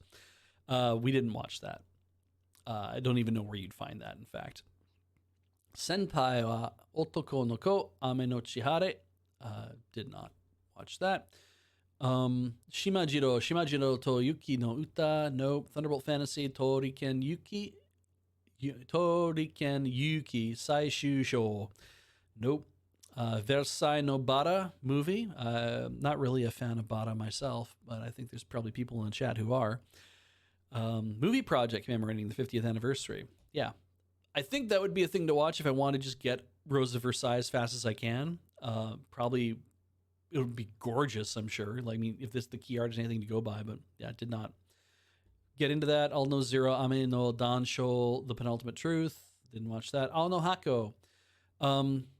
We've been catching up on getting to the end of this thing. I have a feeling the manga goes on way longer. It's weird. The show is... I love Hina so much. She's so great. It's... You root for these two, but at the same time, you're like, oh, I want you to have what you want. And I think that's what makes it a very good... like, love triangle type of show. The slow burn of these two, will they, won't they, because you can't tell if they're ever gonna. But then also Hina being in the mix and complicating that, and it's just like, man, she's good too. She's like, good for her. Like, you feel really great about her, I think. They introduced and they do some good things, I think. They introduced a character who seemed like she was coming in to add yet another angle on the triangle. And then you find out, no, she's not there for that. So I'm like, good, keep it that way. But it is interesting that you added her in with the sense that it's going to be that. So yeah, it's it has been good. We've enjoyed watching it. It's been hard for me to be interested in watching it. But Heather and I have been kind of like, at least through the last like 10 episodes or so, we do. It's like, is it time to watch another Blue Box? Yeah, I think it's time to watch another Blue Box. Okay, let's watch that one, and then okay, let's watch a second episode or whatever. And it's like, okay, it's not as, I don't think it's exciting a high school romance as like Honey Lemon Soda has been.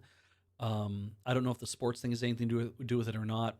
It does. I think as you get older, too, you start to get into a state of mind where it's like, look, I remember what it's like to be young, but at the same time, I realized that, boy, was I dumb about this. I should have just said something and pushed it forward for good or for ill. I should have just said something because it's like, it feels like your life is ending because you're like, I have to say this and everything will change forever. And so it feels like my life is ending if I say anything. And everyone can tell you it's not. You're right. They're like, anybody older who has a partner by now will say, yeah, don't worry about that. You might go through multiple partners. You might go through multiple spouses. Your life's not ending just because you're putting it out there on the line. It's so scary to do. And it's like, yeah, it's true. That's why I like the shows where, like in Kimi ni Todoke, where it's finally like, where I keep going to that one because I think it's such an excellent modern high school romance. And coming back to the point where Sawako is like, I like this boy because I like who he is to all these other people, like my vision of how he is to these other people. And when that passes over the line where she's like, oh, wait, no, I actually just like this boy. Oh, what do I do about that? And then you find out that Kazuhiko feels the same way, that he's like, I like this girl. I don't know what to do about that. But you're Mr. Confidence. It's like, yeah, that's great act, isn't it? And you're like, oh, that's, yes.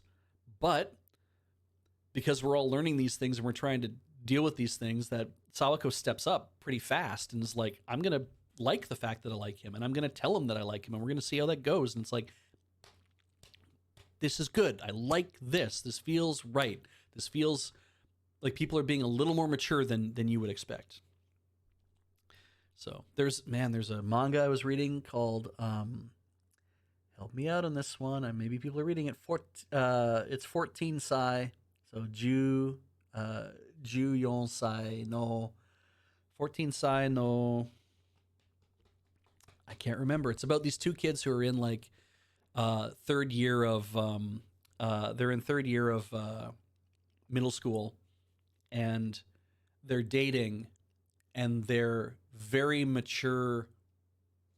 They're seen by their classmates as being very mature. That they're like, oh, you can always come to them and talk to them about stuff. They seem like they're very in control of their lives for like 14-year-olds essentially. This boy and this girl, and they've been dating secretly for a very long time. And you can see how when they're with each other, they're less confident and composed and mature. That they, willing to be spoiled by each other, which is fun. 14 Sai no Koi. Thank you, Cross Hunter. But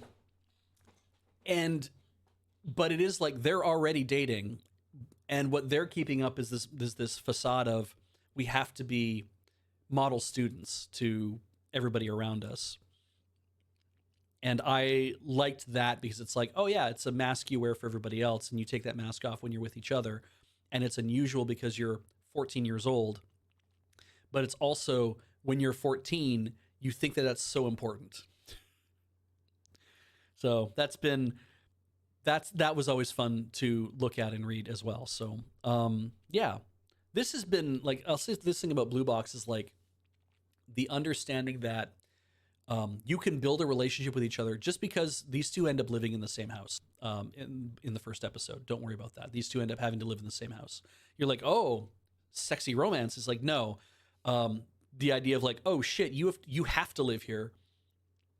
I can't, even if I wanted to make a move, it's completely unfair if I do, because now if you're in my house and you're not interested, or I'm in your house and you're not interested, that's going to get super awkward. So you got to put stop. And everyone always talks about it, like, oh, what a great idea. You're living with a person you like. It's like, it would be great if you actually knew you liked each other before you were doing it. But if you start with that, it makes it more complicated. It does mean that they get to see each other more on a daily basis. They get to hang out a little bit more. you can really feel that there's a relationship developing there between the two of them. That they're not gonna follow through on for probably another 150 chapters. That's the downside of what's going on. And in the meantime, we're just like, Chono is there, Hina's there to help move the romance part along enough to feel like, okay, there's actual romance baked into the show. So don't worry, we're going to spend like the second half of the show mostly concentrating on how cool it is that she's willing to be upfront about how she feels about this doofus. So she's just so great. She has so much fucking personality, like so much personality.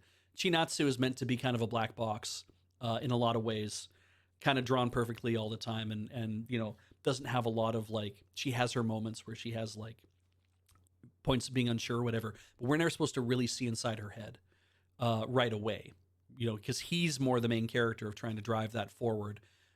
We get moments with her where we get to see what's kind of going on in her head too, which makes her very human and very interesting. But Hina's just like balls to the wall, like let's go, let's give you emotion and everything and all sorts of stuff happening. And it's like, yes, I didn't like that she was there to begin with, but the more that I saw her, I was like, fucking, she's great. She's so great. He should date her so that, you know, I can go out with her instead, right? Like that kind of idea. We'll move forward. Dive In. Didn't watch it. Dokudemo Makibao. Didn't watch that. Duel Masters Lost. Gekka no Shinigami. Didn't watch that. Galaxy Apartment. Cosmo Hills. Kind of cute. Didn't watch it. Hoshi no Kodomo to Hajimari no Ki. So let's see. Star's Child and Hajimari. So Hajime Mashite is built on that. So it's like first time tree. The meeting tree? The first time tree? Anyway, didn't watch that. Itsuka yo Watashi Yori, you know, lo-fi beats to study to, I guess. It's a short, didn't watch that. Kaiju Hachigo Hoshino no Kyuji, it's a special episode of Kaiju Hachigo, didn't watch that. Kairyu to Yubinya-san. Special anime for Pokemon Day that I did not watch. Looks cute, didn't watch it. Kuromi's Pretty Journey. I was definitely into a lot of I was playing Hello Kitty Island Adventure a lot, so definitely got to know a lot about Hello Kitty characters. Didn't watch this. Let's Roll, Cinema Roll. Another Sanrio thing. Los Angeles Lakers versus One Piece. Oh my god. What the fuck is this? The anime short, which depicts a Lakers uniform-clad Luffy in an intense basketball match against a team of Marines. 30 seconds. Yeah, Crypto.com Arena, that's what it's called now, because you can buy naming rights even if you're a scam. Yes, I got more of these to watch. Nice. Mamo no Hitorigoto. I have to get those and find the ones that have the translation built in. That'll be fun. Minute Kaiju no Go. So apparently, okay, Kaiju no Go is a big deal, and have not been interested in it at all.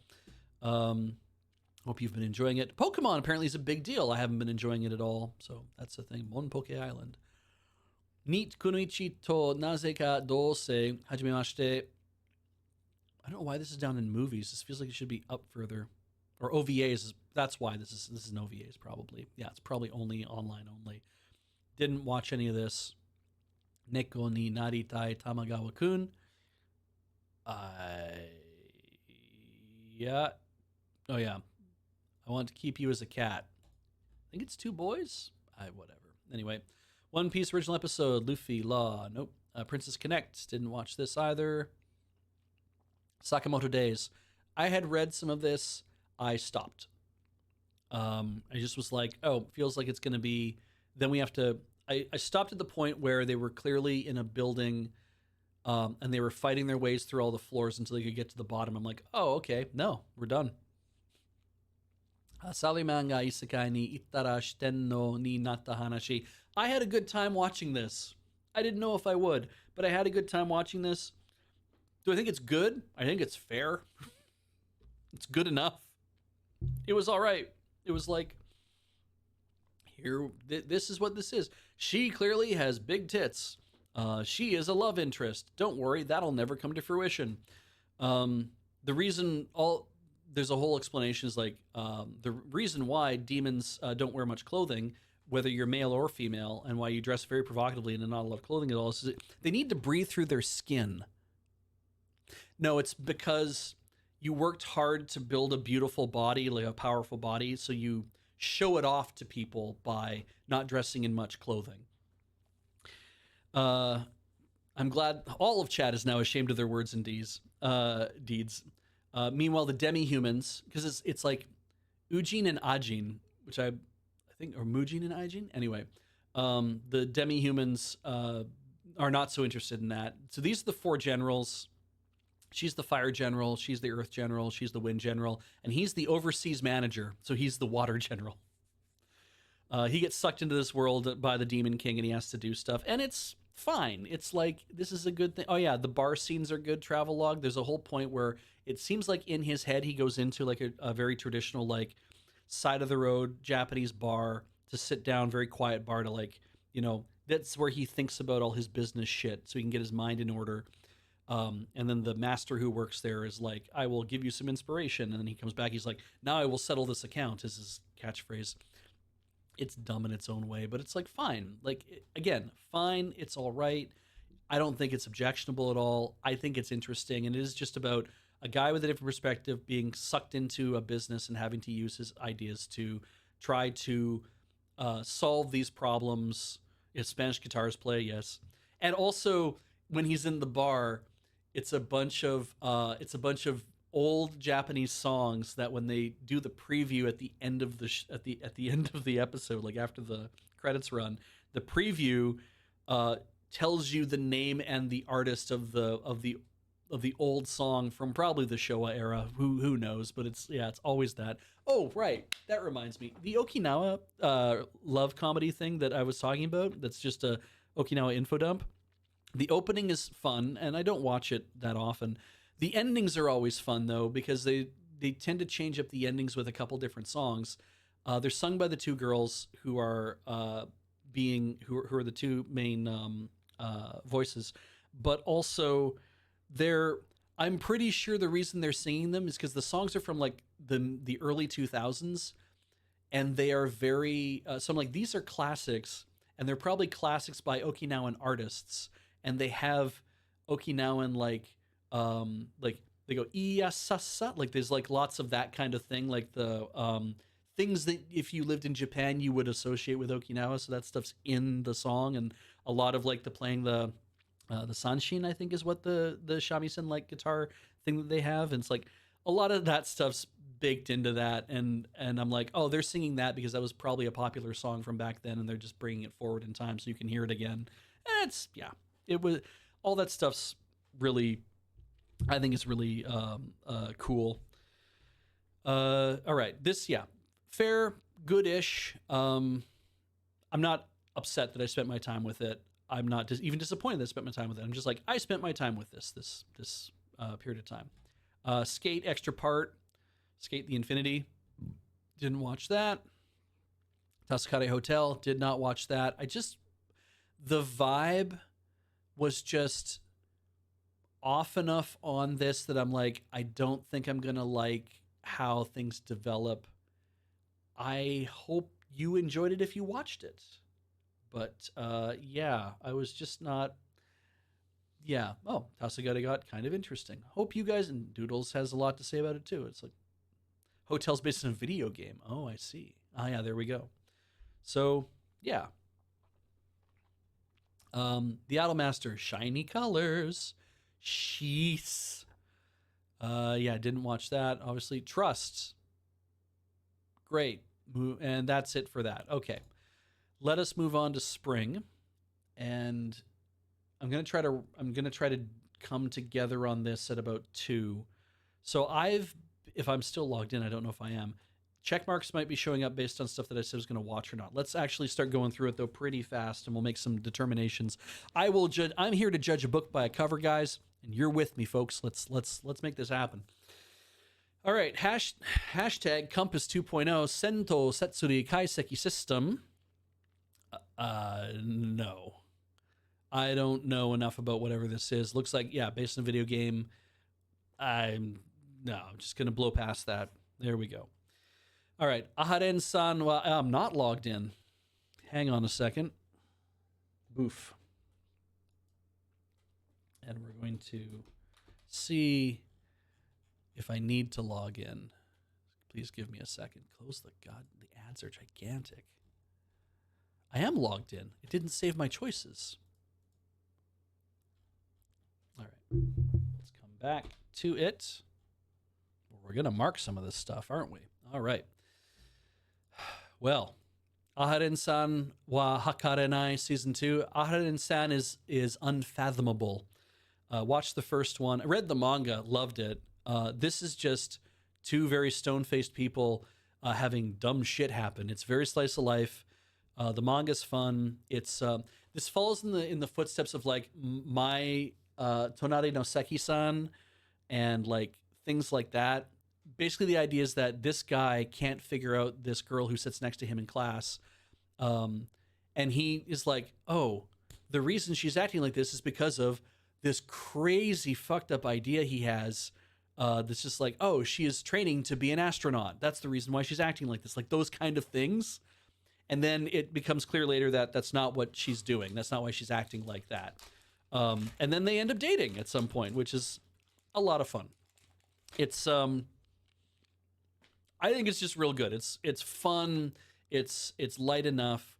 It's goofy, like goofy good comedy. I recommend this. If you're into that, I do recommend it. I hope the second season is as good as the first. And surely, a new adaptation of Akage no An, Anne of Green Gables, on the beautiful Prince Edward Island in Canada. What?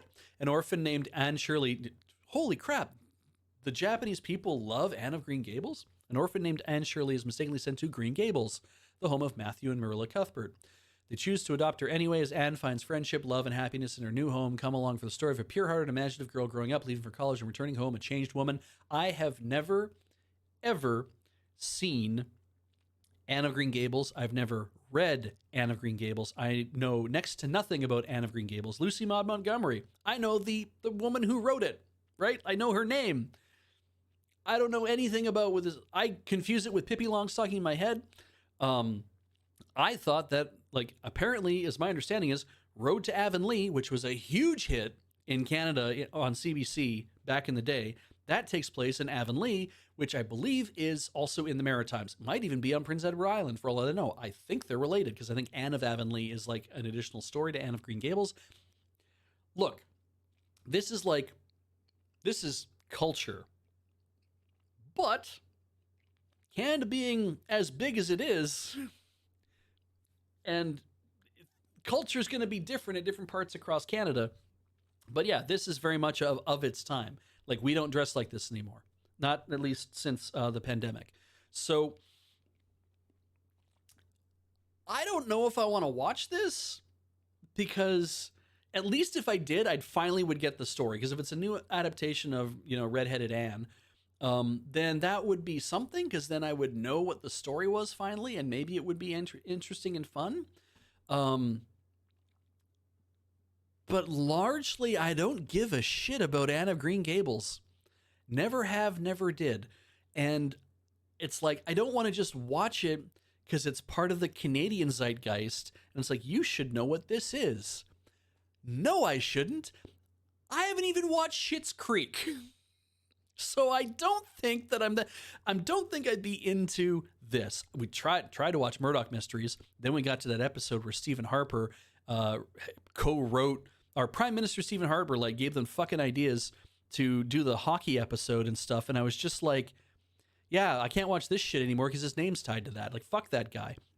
And I'm like, I can't watch the show anymore because I saw your name show up, which means that I'm pretty sure you get along with that shithead people in this show. Not a fan of the fact that you're into that, so I'm not into that. So, very biased. You got to draw your line somewhere, right? So, yeah. If there is, yes, Cross Hunter, if there is an anime adaptation of Schitt's Creek, I will probably start watching that then. It's a good show. It's 8 seasons, I think, and it won all these American awards, so clearly other people liked it too. Fucking trying to watch Letterkenny is the same thing. It's like, I liked Letterkenny enough. Like, I didn't think I'd like it in the beginning. Then I started watching it. And I was like, oh, this is really fun and interesting. But after like 4 seasons of it, I was like, it is just kind of like the similar same thing. So you got to take it as what it is, as opposed to like it's not going to turn in anything more than it is, and that's okay. So anyway, CanCon is hard. CanCon is sometimes you see great CanCon, you're just like, I watch this no matter what, and it's awesome. But sometimes CanCon is hard because it's like, am I watching this just because it's CanCon? So I don't know. I don't know what to do about this. Maybe I'll put down maybe watching. I'll give it a 3 I'll give my Homeland's Culture a 3-episode try. Who knows?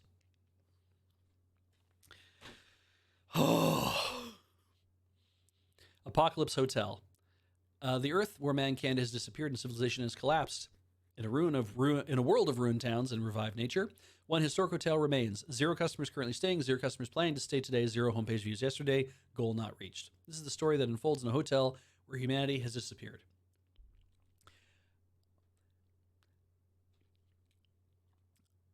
I don't know what to make of it. Original, which is interesting. I don't know what to make of it.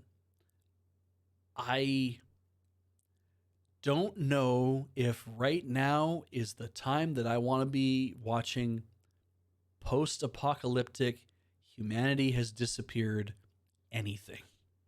I don't think that I'm quite in the mood for that at this point in my life.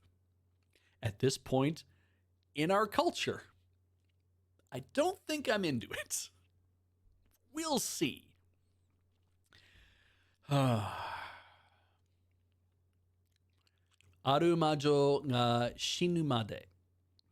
On her 17th birthday, the apprentice witch Meg learns she only has 1 year left to live. Her teacher, the long-lived witch Faust, explains that the only way to undo the death curse is to collect tears of joy and grow the seed of life. Get pregnant, I guess. To find them, Meg will have to leave the sheltered life she's always known and get pregnant. Head out into the world. There will be meetings, partings, and friendships aplenty, and of course, many teens. Tears. Meg will learn that the most important lessons for a witch are bright, sweet, and sometimes heart-wrenching. If this had a comedy tag next to the drama tag, I probably would be more likely to watch this. I don't know if I want to or not. This idea of like, you've got a year left to live, so you got to go do these things. I'm like, maybe that's even bullshit. It's just like, no, get out of my fucking house and go do something. It's definitely a coming of age story, obviously, but I'm just like, when I saw the many tears thing, I was like, again, maybe I'm not in the mood for emotions. Moving on. Ballpark de Skamaite. Whoa. That was not right. Skamaite. That is right. Okay, Ballpark de Skamaite.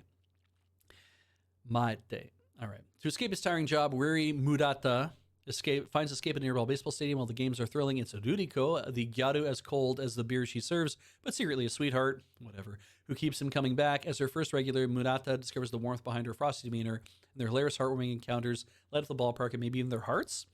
This was not the description that was written on this show like a few weeks ago when I went here and looked to begin with. This is a very different whatever this is, because it was more about, hey, we all go to the ballpark to relax and have fun. Let's learn about all the crazy characters that work at the ballpark. So it's like, you know what? Fuck it. I'm just going to add it to the list and we'll see. I'm going to add it to the list. And, yeah. Just to be sure that it gets added to the list. As well as Anne Shirley. Anne Shirley, you can't be serious. I am serious. And don't call me Anne Shirley. All right. Gonna mark that as we're gonna watch a few episodes of that. Ooh, Bye Bye Earth, season 2. So the Earth hasn't gone yet. The second season of Bye Bye Earth, Adonis returns, empowered by darkness. As Belle awakens from her slumber, their fates bound by an inescapable destiny. Okay, you Unlimited Blade works that shit, I guess. Chuzenji Sensei, Mononoke Kogiroku. Sensei ga nazo o toishite mau kara. Our setting is in Tokyo in 1948. Oh, okay, period piece, interesting. Just right after the war, Kana Kusukabe has just become a second year at a high school where she meets the new language teacher, Akiko Chuzenji. Mysterious supernatural things keep happening around Kanna. Once again today, Kanna is going to open the doors to the library prep room to seek help from the surly Chuzenji sensei who's waiting inside. A high school supernatural mystery featuring the unlikely duo between a teacher and a high school girl is about to begin. Yeah, I'm into this. The aesthetic especially is, I think, like, yes, we're going to remember the Showa era? Well, let's make it feel like that. And it's like, yes, it will definitely feel like that. The scalloped edges around the whatever. It's like somebody really knows how that's supposed to feel. I'm in this for like mystery, psychological, supernatural, and it seems pretty fun. So I hope it's fun. Classic stars. Oh, yeah, can't do anything with that right now anyway. Classic stars, Platinum Vision. All right, let's see here. At Gloria Private Academy, where the stars are born, Beethoven was a fighter. Okay, I'm going to explain what I understood. Hang on. Until music chose him. In the prestigious music department, students who match the talent of legendary musicians inherit their gifts and names. Trading his gloves for melodies, he steps into a world where notes hit harder than fists, determined to win the ultimate competition. I'm not going to watch this, but it's Clone High with music fighting. That's just how I see this in my head. These people aren't actually those people, but they just happen to have the talent of these people, so they inherit the gifts and names. It's Clone High with music fighting. Now, if it was actually Clone High, and they all have wildly different personalities, then maybe that would be fun too. I largely don't care. It's okay. Danjo no yujo wa seirutsu suru iya shinai. Childhood BFFs Himari and Yu's vow of friendship hit turbulence when Ryu reunites with his first crush in high school. Himari, who's never known the fuzzy warmth of a crush, must confront her feelings. Their shared dreams and peaceful days as a twosome gardening club are tested in a tale of love, flowers, and growing pains. So, high school rom-com, they're both in the gardening club by themselves. Yeah, good old romantic comedy. I'm not a fan of the Iyashinai. Like, I'm just like, I feel like we're hinting at more things might be going on here than we expect, but it's fine. All right. Enen no Shobotai San no Sho. This is Fire Force, I think. The third season of Enen no Shobotai. Branded as traitors, Shinra and company ate fight alone to save Obi and stop the evangelist. It's fire. It's about fighting fires. Whatever. Gorira no Kami Kara. Kago sarete reijo wa oritsu kishidan de kawaii garareru. So this is Fushigi Yugi with the strongest girl in the world. I'm just looking at this and I'm like, this is Sophia, a timid daughter of a count. Oh, it says count. Okay, good. I almost missed that. Just wanted a peaceful life, but the gorilla god had other plans. Blessed with unmatched strength, she's thrust into the Royal Knight Order, turning her quiet days into chaos. Now she must juggle school and nightlife, cute, and her overwhelming power. Who knew gorilla strength could be so complicated? I'm sure the comedy part's really heavy on this now. That, could be all right. Did a song about this anime, Gorilla My Dreams. Cute. Yeah. You know what I'm seeing is the hottest, happiest boys in very different outfits who I'm sure are in those outfits for some reason or another. Look, he's got a cape, I just can't care about that, but please enjoy. Like, yeah, yeah, maybe it's good. Just when I see the romance thing, it's like, oh, pick one to end up with. I mean, if it was a dating game, it would matter. Yeah, whatever. I don't think it's going to be for me. So, Guilty Gear Strive, Dual Rulers. Rather than sit here and read it, we all know it's based on Guilty Gear Strive. I'm not going to watch it. I'm just going to... Oh, maybe it's... Okay, let's just... Okay, after the decline of the once robust fields of science and technology, a new energy source known as Magic fuels the modern era. Humanity creates forbidden biological weapons. Gears. Those gears eventually stand against humanity in a rebellion.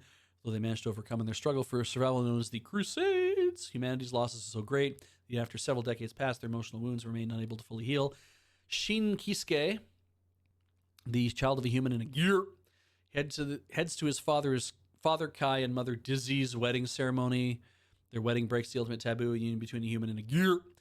Even with the world at peace, it took many years for such a ceremony to come to fruition. Despite the complex array of emotions surrounding the wedding ceremony, is met with blessings. Suddenly, a mysterious girl appears, faded child inheriting gear blood, and the mysterious girl who despises gears their meeting would shake the world. I bet it would.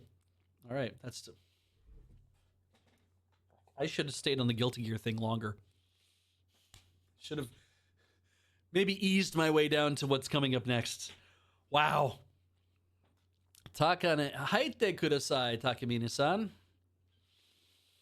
Takane Takemine is the goddess of her high school. With perfect grades, athletic prowess, and unrivaled beauty, the student council president is the apple of everyone's eye, including Koshi Shirota, a below-average student with no friends or social prospects or even probably an actual face whatsoever. But he'll soon find out the secret behind Takemine's unbelievable success. Her underwear. You know, they didn't have this picture up when I read this last time. I got all the way to here and I was like, oh, fuck. When she strips, she can undo any of her past actions. And now that Koshi knows, Takemine won't let him off so easy. Great.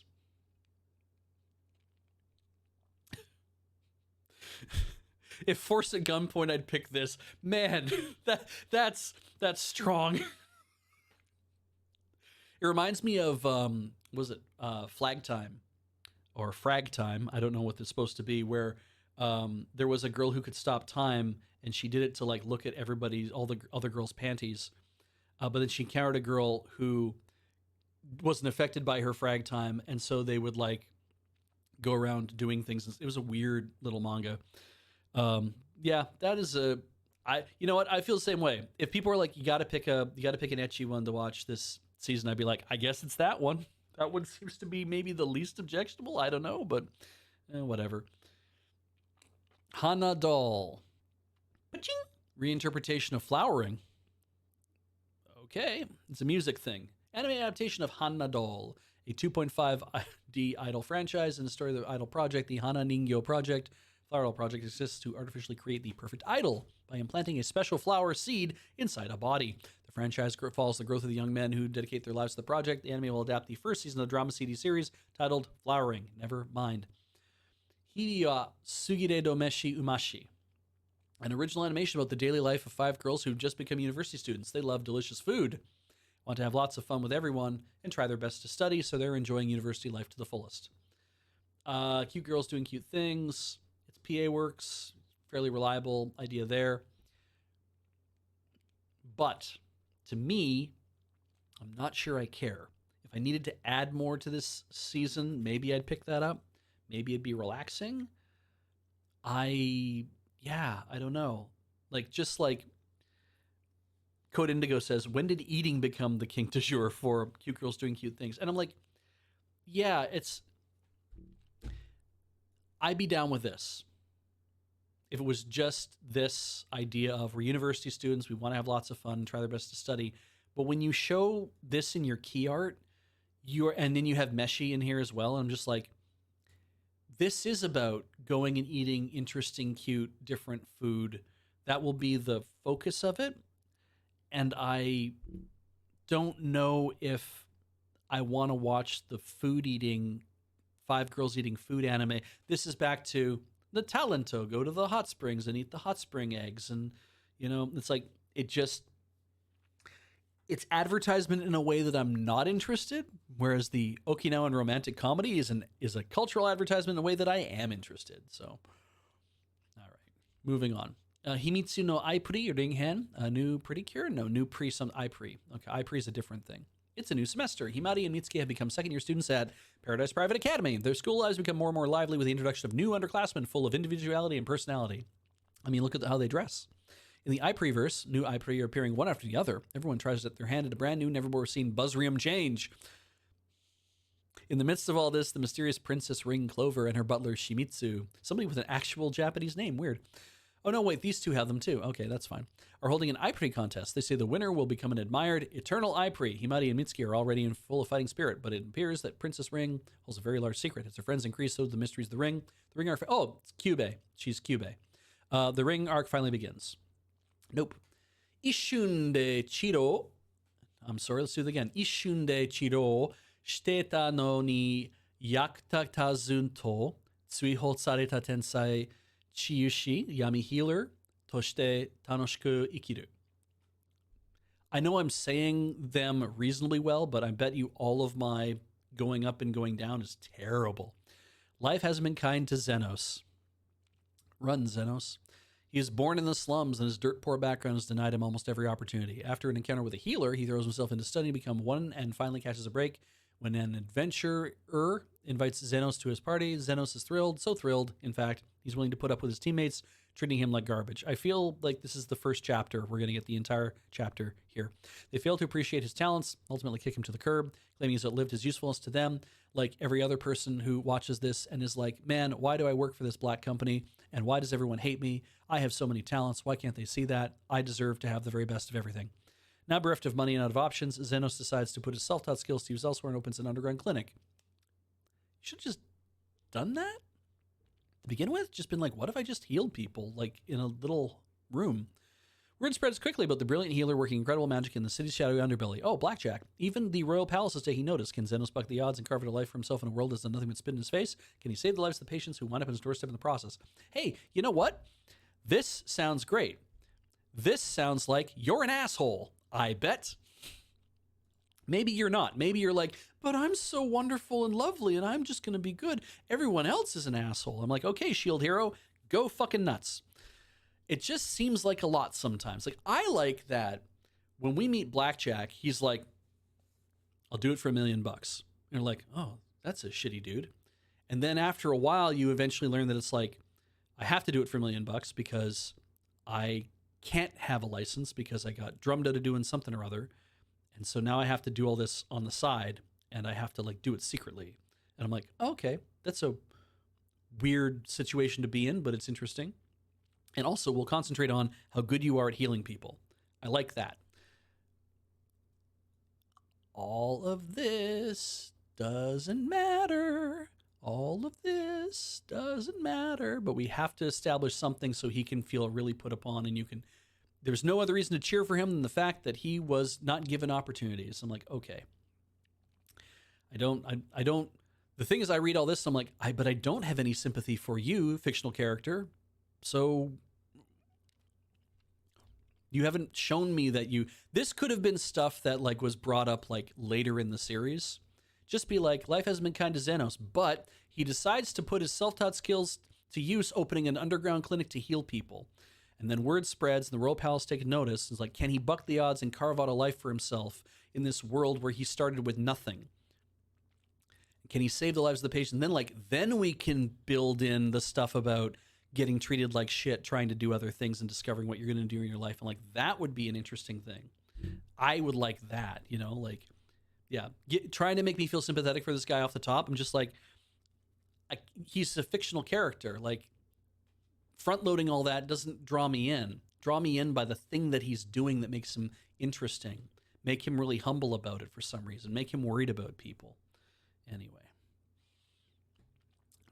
Maybe it's interesting.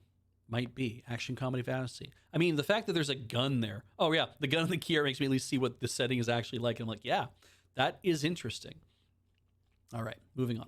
Kanchigai no Atelier Meister, Eiyu Party no Moto Zatsu Yogakari ga Jitsu wa Sento Igai ga SSS rank Datta to iu yoku aru hanashi. Aru. I said aru. Aru. Yoku aru hanashi. One day, Kurt, a kind-hearted boy, suddenly kicked out of the heater's party for being useless. He finds his aptitude for weapons, magic, and all other combat skills his lowest rank, so he takes odd jumps repairing the castle walls, digging for minerals to make a living, where his exceptional abilities are immediately revealed. Yeah, dude. This is the thing, though. We'll come back to this. He proves to be skillful in cooking, building, mining, crafting magical tools. In fact, his aptitude for every skill unrelated to combat had a triple S ranking. Kurt, however, seems completely unaware of his talent and ends up saving people, the town, even the country through his unaware actions. Well, then why did we need to know about it?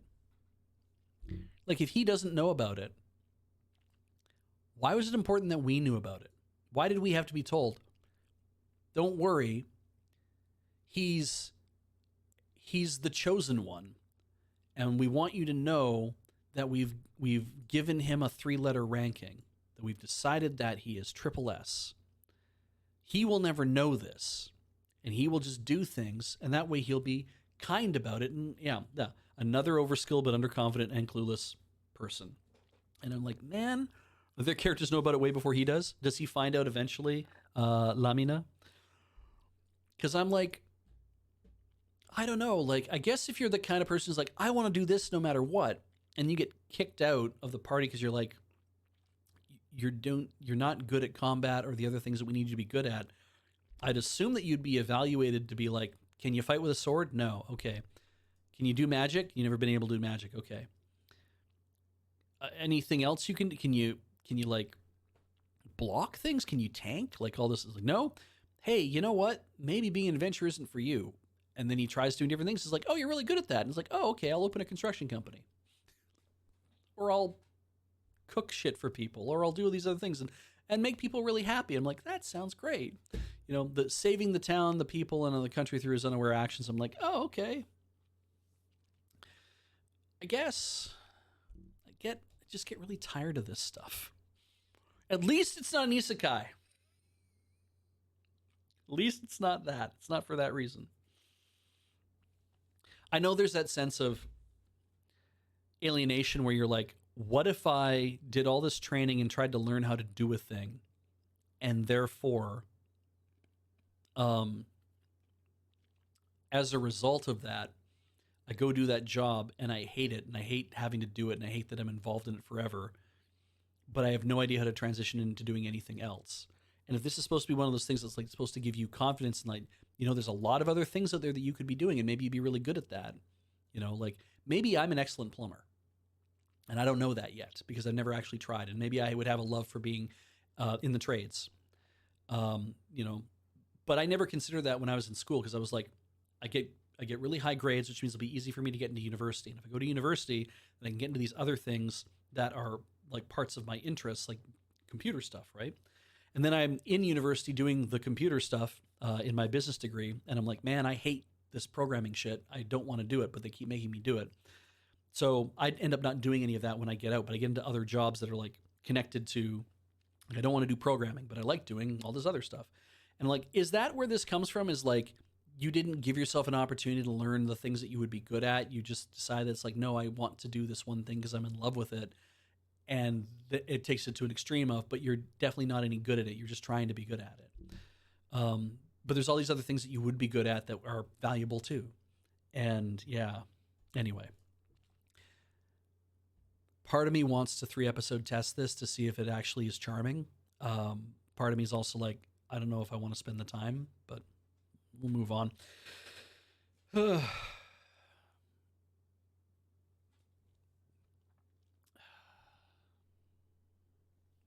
Kanpeki sugite kawaii ge nai to konyaku haki sareta seijo wa ringoku seijos. That's a saint, I think. Sareta seijo wa ringoku ni urareru. Philia's family has produced saints for generations. Oh, I see. It's no surprise that she knows the greatest saint of all time, the goat, as it were, or the Gesot. And set to marry the second prince, Julius. What no one expects is for Julius to call it the engagement, claiming Philia's perfection makes her charmless and unlikable. To add insult to injury, Philia is packed off to a neighboring country in exchange for gold and resources, forcing her to leave her homeland. Despite bracing herself for mistreatment, Philia finds a warm welcome in her new town where she puts her saintly abilities to good use, erecting barriers against monsters and curing epidemics. But even as she flourishes in her new life, her homeland is under threat of destruction. Good, fuck them. Your family's produced saints for generations. There's probably other ones over there, I guess. I don't know. The thing is, like, up until this, like, when I get to this point, I'm like, living the slow life as a saint. I'm like, we haven't really had many of those. Like, we had the saint's power is unfathomable or unmatched or whatever, which was cute and a romance and was like, that was fun. And like, the idea of like going to a new homeland, Snow White with the red hair.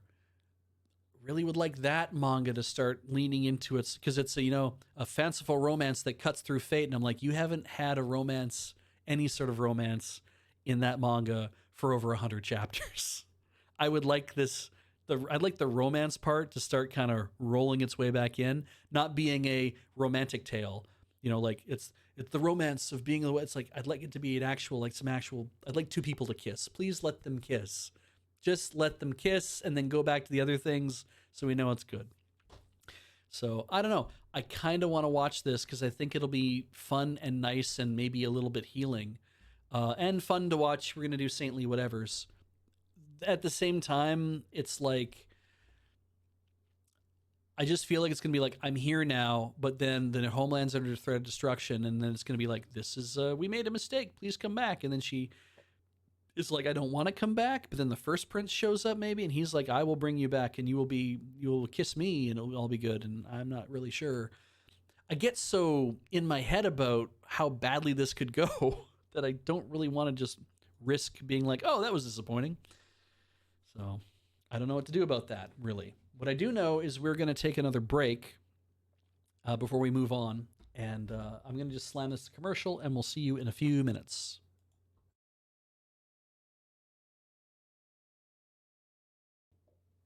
All right, and we're back. I hope we're back. I can hear myself in my ears. I did see a comment go by from somebody who said, this show we're looking at right now she doesn't go back. Like, if it's the same one they're thinking of. I'm like, you know what? Okay, I'm going to put this in my maybe watching list. And I'll be like, let's give it a few, see if I like the vibe. If I don't like the vibe, I can just stop. Let's move on. Katai naka no osan kensei ni naru. Beryl Gardinant, a self-proclaimed humble old man, is a sword instructor at his dojo in a rural backwater village. In his younger years, he dreamed of glory as a master swordsman, but those days are long behind him. Out of the blue, he receives a visit from a famous former pupil who brings him world-shattering news. He's been appointed as special instructor for the Knights of the Liberian Order. With his life now turned upside down, Beryl travels to the capital and reunites with some of his former students, elite knights, an ace wizard, and even an adventurer who attained the highest guild rank possible. But why do they all want his tutelage? As far as he's concerned, they clearly don't need him anymore. Can Beryl live up to his new position, and will he ever get a moment's peace away from his adoring students? They didn't use this picture, I think, the last time I was here to see this. I'm so torn on this. Like, even like Osan, I don't know what that is, probably Kensei, Osan Kensei or something like that. Hard for me to say. Funny, though, that I think this would be Kensei because I'm like, this seemed very familiar to me, but who knows? But yeah, Osan. I like this. Like, I read it before and I was like, I don't know. But now I'm like, actually, you know what? Given everything else I've been looking at, maybe I should throw this in my maybe watching list and just see what it's like. Oh, yeah, so whatever. Kido Senshi Gundam G-Quux. Or Quix. Could be G-Quix. I don't think it's Quux. But it's vitally important there are the 6 U's. Amate Yuzuriha is a high school student living peacefully in a space colony floating in outer space. That's where you'd put a space colony, all right? Not in inner space. When she meets a war refugee named Nyan, Amate is drawn to a legal mobile suit dueling sport known as Clan Baturu. Under the entry name Machu, she throws herself into fierce battle day after day, piloting the G-Quix. Then an unidentified Gundam mobile suit pursued by both the Space Force and the police appears before her, along with its pilot, a boy named Shuji. Now the world's about to enter a new era. So you could watch the first 3 episodes already. Some of you, I think, already have. G-Quux. Okay, thank you. The Gundam in the High Castle anime. Yeah, this is the one where it's, hey, what if Char won? Just think of it that way. Rather than whatever he was a part of or things like, what if Char won? I'm not a Gundam fan. I watched Witch from Mercury because I was assured there would be Yuri in it. My feelings on that are recorded to camera. Yeah, this is essentially AU, right? It's like we peel off in this other direction. I don't think that means that this is the story of Char wins and then tomorrow this happens. I feel this is probably happening a little further in the future. I don't know, and therefore I'm not going to spend time dwelling on it. I'm just going to kind of hear what the I'm gonna hear what the world is saying about it and we get to a point, and then it'll be like, okay, now maybe I will watch it. I don't know yet. So yeah, um, that's kind of where that leaves me with this. Is like, I've never been like a big Gundam fan, um, so I will. I'm just gonna put it to the side. I'll hear Ian talk about it at some point. I'll know whether or not it is a thing, and we'll go from there. Excuse me. My goodness. Kijin Gento Sho. In the Edo period, there was a shrine maiden called Itsukihime in the mountain village of Kadono. Jinta, a young man who acts as the shrine maiden's guardian despite being a stranger, encounters a mysterious demon who speaks of the far future in the forest where he went to defeat it.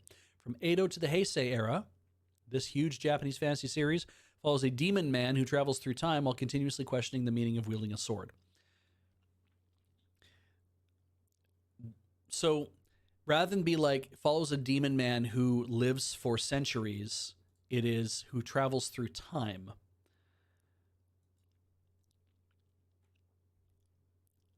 I mean, based on a novel versus a light novel, that's interesting. I don't think I want to watch it, but it is an interesting premise.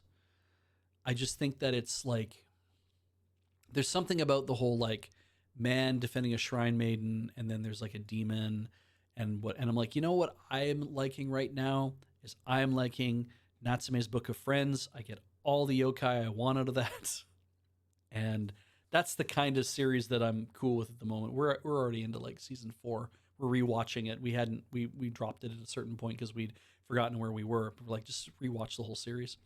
I think we're into new episodes for us. But yeah, for this, I'm just like, I don't know, action, adventure, fantasy, and I'm just like, if it's too actiony, it might not be up my alley. So yeah, we'll move on. Kowloon generic romance. Welcome to Kowloon Walled City, a dystopian townscape where the people are brimming with nostalgia and where the past, present, and future converge amid the hidden emotions, extraordinary daily lives of the men and women working in its confines. A tale of romance begins to unfold for real estate agent Reiko Kujirai, one that feels as familiar as Kowloon itself. Is Kowloon Walled City, was that in Hong Kong? Like, also when I read this, I don't remember it being a Japanese person who is in Kowloon, but okay, it was in Hong Kong. Okay, cool. And it was because I believe they got rid of it. I believe was what happened there. So I'm guessing it's Japanese person moves to Hong Kong and lives among all these people now. Got demolished 30 years ago. Thank you. I knew it was something that happened when I was a lot younger. Yeah, I'm not that interested. I mean, that tag, mystery and sci-fi on a slice of life, and I'm like, if it's worth it, that's kind of cool. But if this is some shit about like, oh, don't worry, she's the 12th generation descendant of Sherlock Holmes, then I'd be angry. So angry.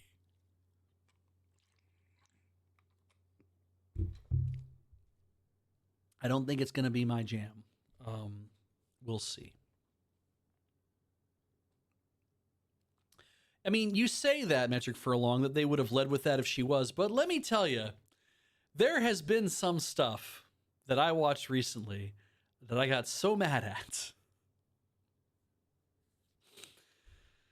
Oh, Kamanohashi Ron is just like the biggest letdown in a mystery series, because they're like, we're not just willing to let this person be a brilliant detective.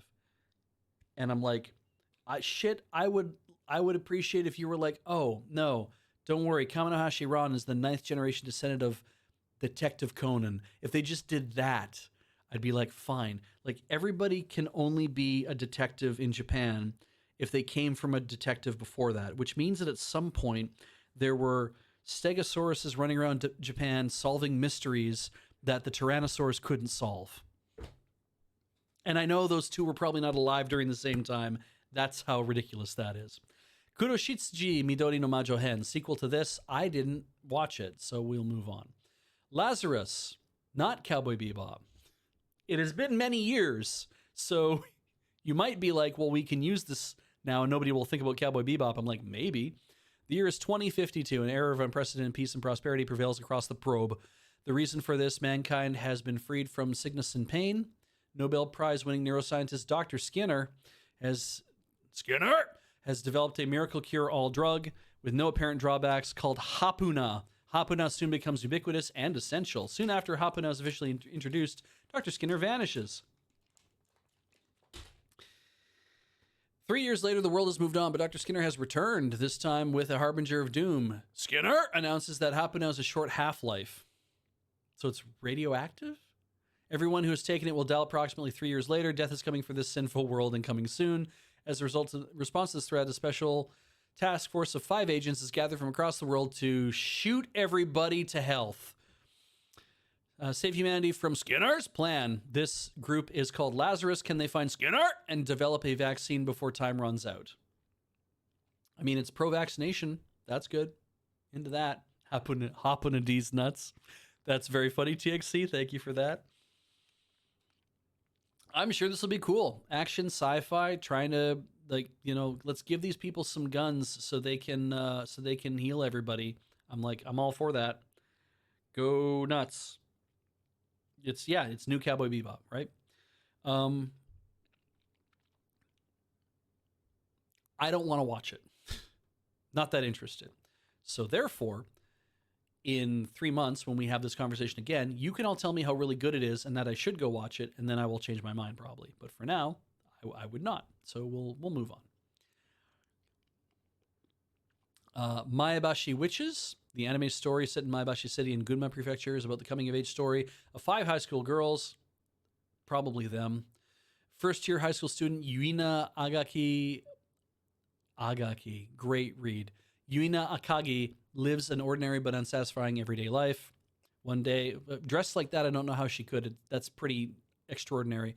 One day, a mysterious frog named Keroppe scouts her and 4 other girls to put their souls into a gem and become the Maebashi Witches. Suddenly, a room closet is connected to a mysterious space, Narnia, that brings the girls to a magical flower shop, Narnia, where they sing, dance, and make flowers, make other people's, they got to go make some flowers, water some flowers, make other people's wishes come true. Fantasy and slice of life, and I'm like, shouldn't the music tag be here? I guess not. I guess it's more about something.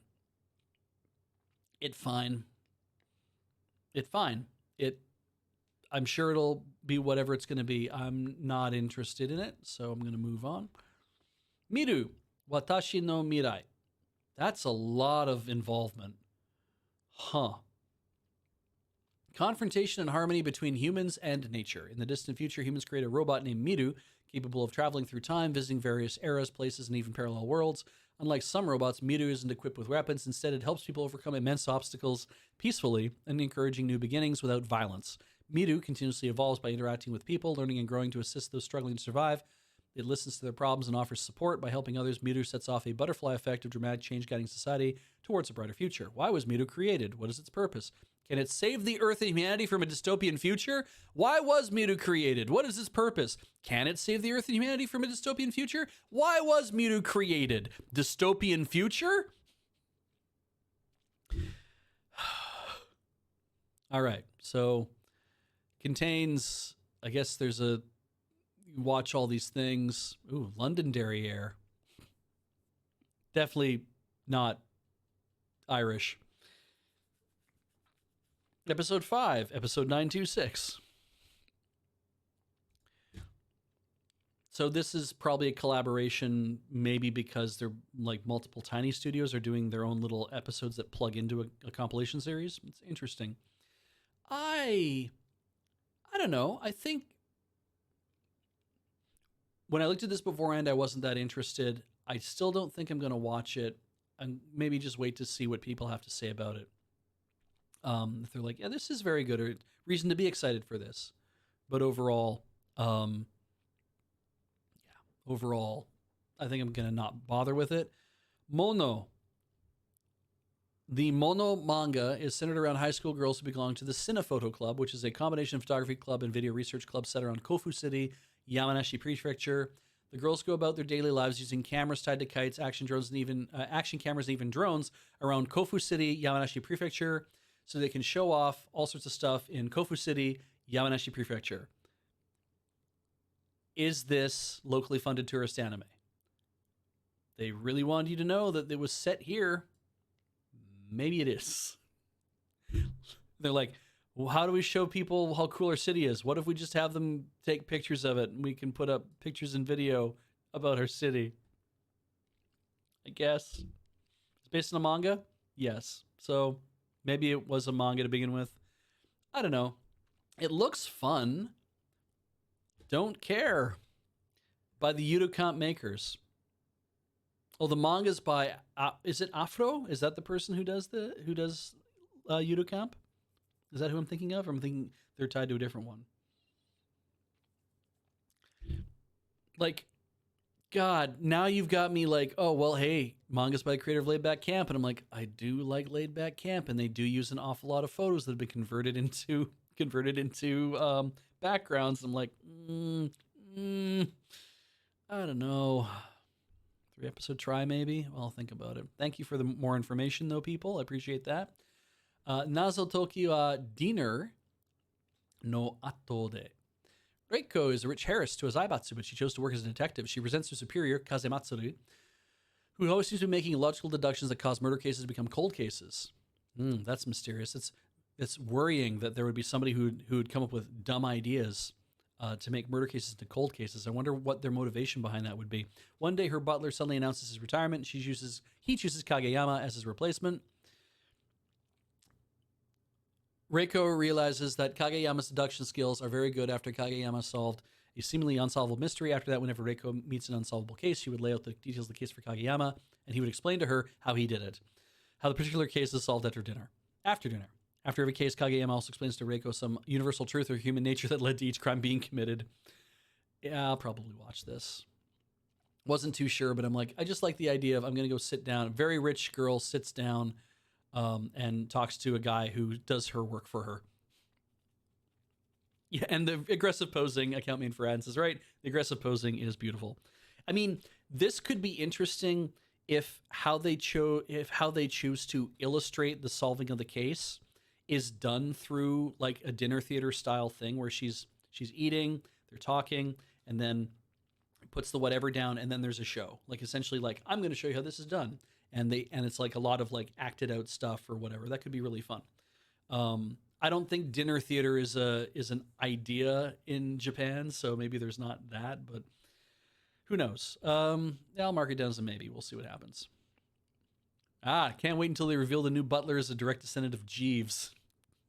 Metric Furlong, that's very good. All right. Ninja to Koroshia no Futari Gurashi. Cute looking.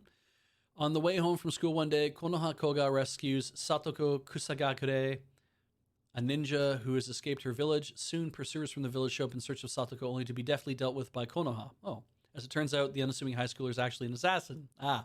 Thus, potentially cutthroat cohabitation of a ninja and assassin begins. There's a fucking robot. I just noticed this. And it has a melon? Okay. Screwball comedy. All right. Oh, the ninjas are mauve this time. God. All right. Well, go nuts, Shaft. Ore wa seikan kokka no akutoku ryoshu. Sorry, ryoshu. In his last life, Liam lived as a moral, responsible person, but died deep in debt and betrayed by his wife.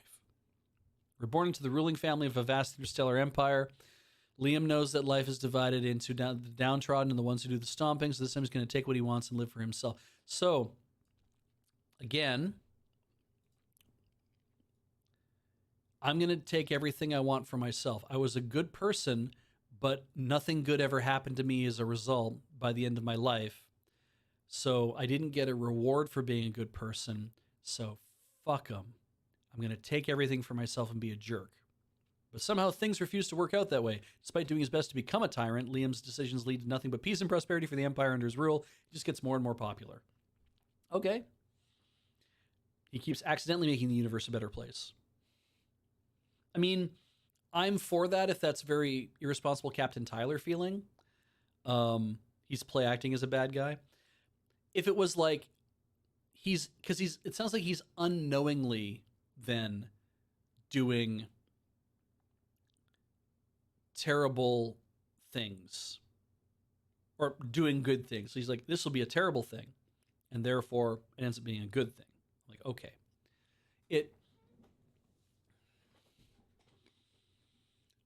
I have a very weird position. This is not a normal position, I don't think, in any way, shape, or form.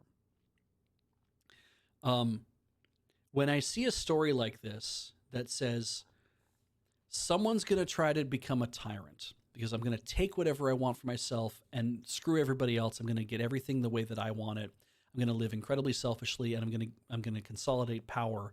Like, that's two different things, obviously, too. But it's like I'm going to do all those things, and the decisions lead to nothing but peace and prosperity, and everybody loves him, and he's so great. I'm like, well, that's wish fulfillment for one thing, but it's also like, is it he's being a bad guy and he gets everything that he wants? It sounds like he's not. He's trying to be a bad guy. He doesn't know how to be a bad guy, and he just ends up making things like good for people. Okay. But it also kind of says that the best solution to peace and prosperity for all of these people is they have to be ruled by someone who makes all their decisions for them, and it has to be one person with all that power. And that's how you know that you'll be taken care of properly, is that a tyrant is overseeing all of your stuff. And I'm like, I don't know if I'm in the mood right now in 2025 for that knowledge being spread into the world. So, because every tyrant thinks they're doing the best thing, regardless of whether it's for themselves or for other people. They all feel like they're chasing their own happiness, right? Yeah. And then the etchy tag, I love that line that you said that it's like the etchy tag. Thank you, chat. I forget who said it. I can roll back and find out. Is hanging like a sword of Damocles over this entire show. So I'm not saying if you watch this, you're a bad person, you're not thinking things through far enough. It's also got mecha in it. Like, this kind of like a grand amalgamation of crazy shit. And maybe it's really good, right? I don't know if I'm ready for that. Like, if I'm like, maybe it's because I mean, I watched the thing about the Demon King summoning the Salaryman. That ends up with the Demon King saying that, hey, Salaryman, I actually want you to take over my job at some point. Like, you should be the new Demon King eventually. After all, I've got these 3 women here. I wasn't going to ask any of them. They've been here longer, but I wasn't going to ask any of them to be the Demon King. So I'm going to ask you to be the Demon King, and you should prepare yourself for that. And I don't know if I can do it. Oh, wait, I've changed my mind. I think I can actually do it now. And I'm like, all right. And it's still like, that's benevolent tyranny as well. And I'm like, yeah. So it's easier to do a show where you're not ruled by like a Senate and elected officials and all these things, because then you have so many people in play for these kind of wish fulfillment fantasies. But yeah, Skip Live says, could be a train wreck, could be a nice bit of fluff, and that might be fluffy. So it is a light novel as well. Maybe that is meant to be more fluffy. I would say do enjoy it. If you're going to go watch it, obviously, I hope you really enjoy it. So, 9th season of Oshiri Tante, right? Oshiri Tante 9. Not into that. Princess Session Orchestra. Anime takes place in Alisepia, which is a mysterious country that existed since ancient times. The inhabitants of Alisepia, the Alisepians, are a fun-loving people. But one day, mysterious monsters called Jamaok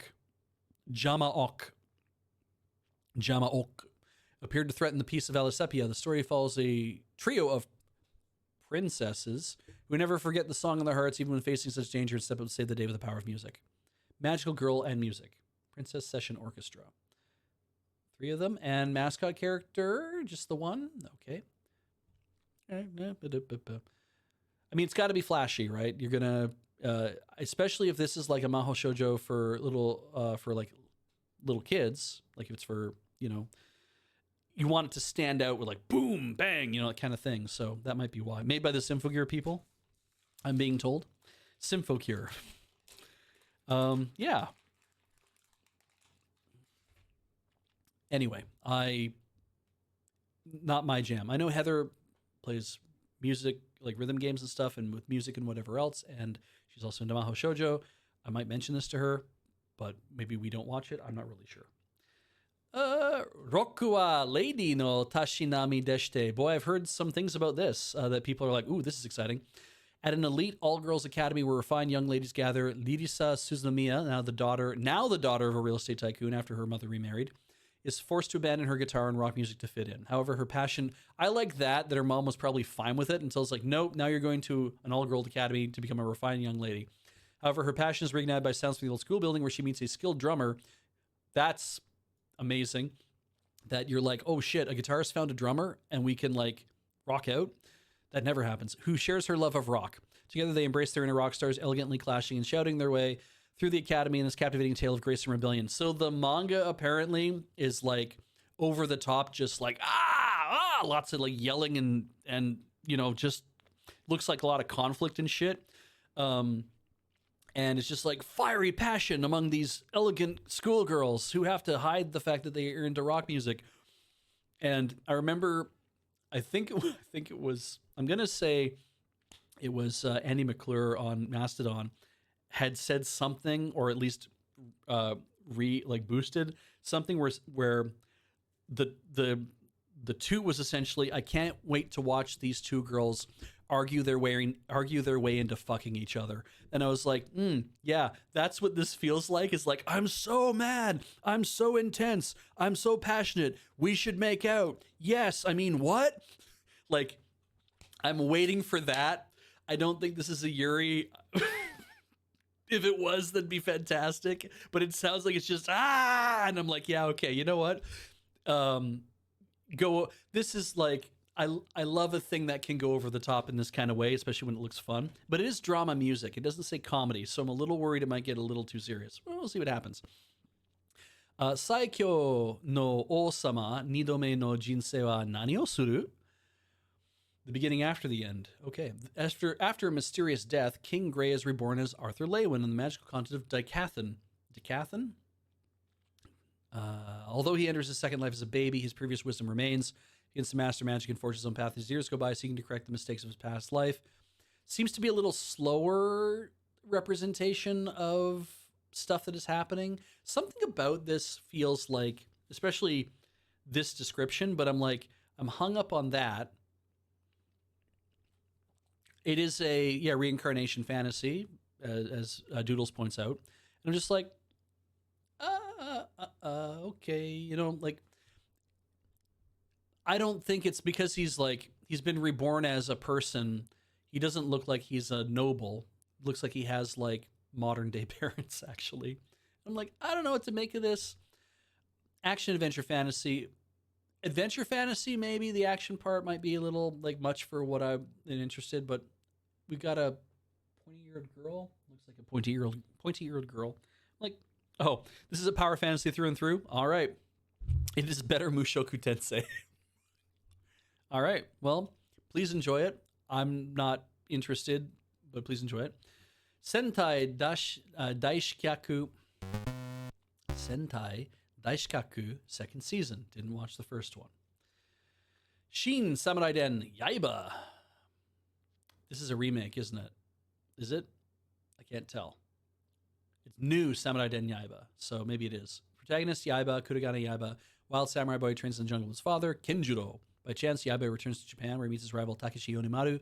It's the same samurai spirit in Yaiba, new training ground. Yaiba is living a life of serious competition, but when Onimaru tames the legendary demon sword, he's on a journey full of spectacle and great adventure. Not interested. Shiunjike no Kodomo Tachi. Arata has never had a girlfriend, but he had 5 sisters and a brother, so choices. One day, his father reveals that he and his siblings aren't related by blood. Now all bets are off, and Arata's future promises to be rather nerve-wracking.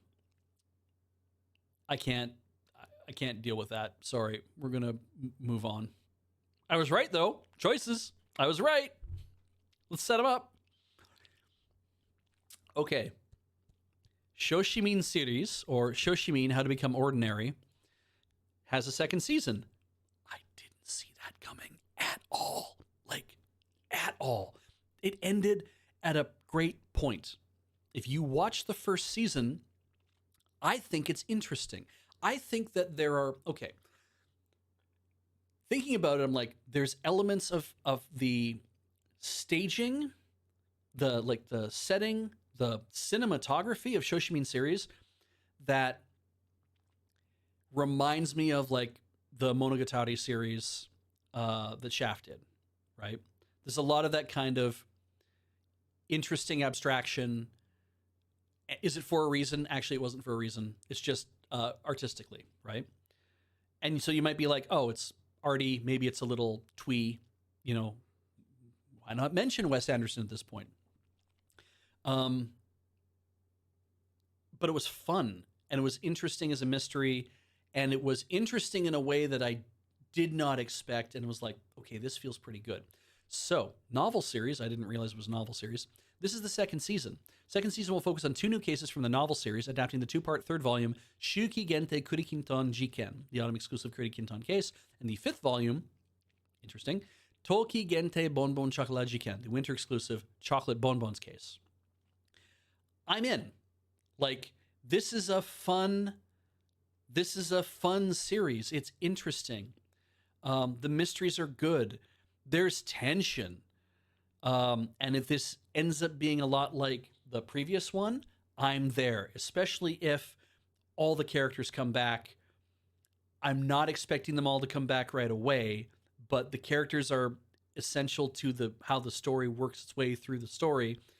And a lot of times it does feel like now it is time for a scene that is interesting to watch and unusual, because we are talking in a way that high schoolers wouldn't talk, but also we are revealing things about ourselves that are not the same. We're revealing things about how these characters are that clearly show how very different we are, and that we are in a story where we are trying to solve mysteries, as opposed to we are kids encountering a mystery, like we are high school students encountering a mystery and trying to think our way through it, right?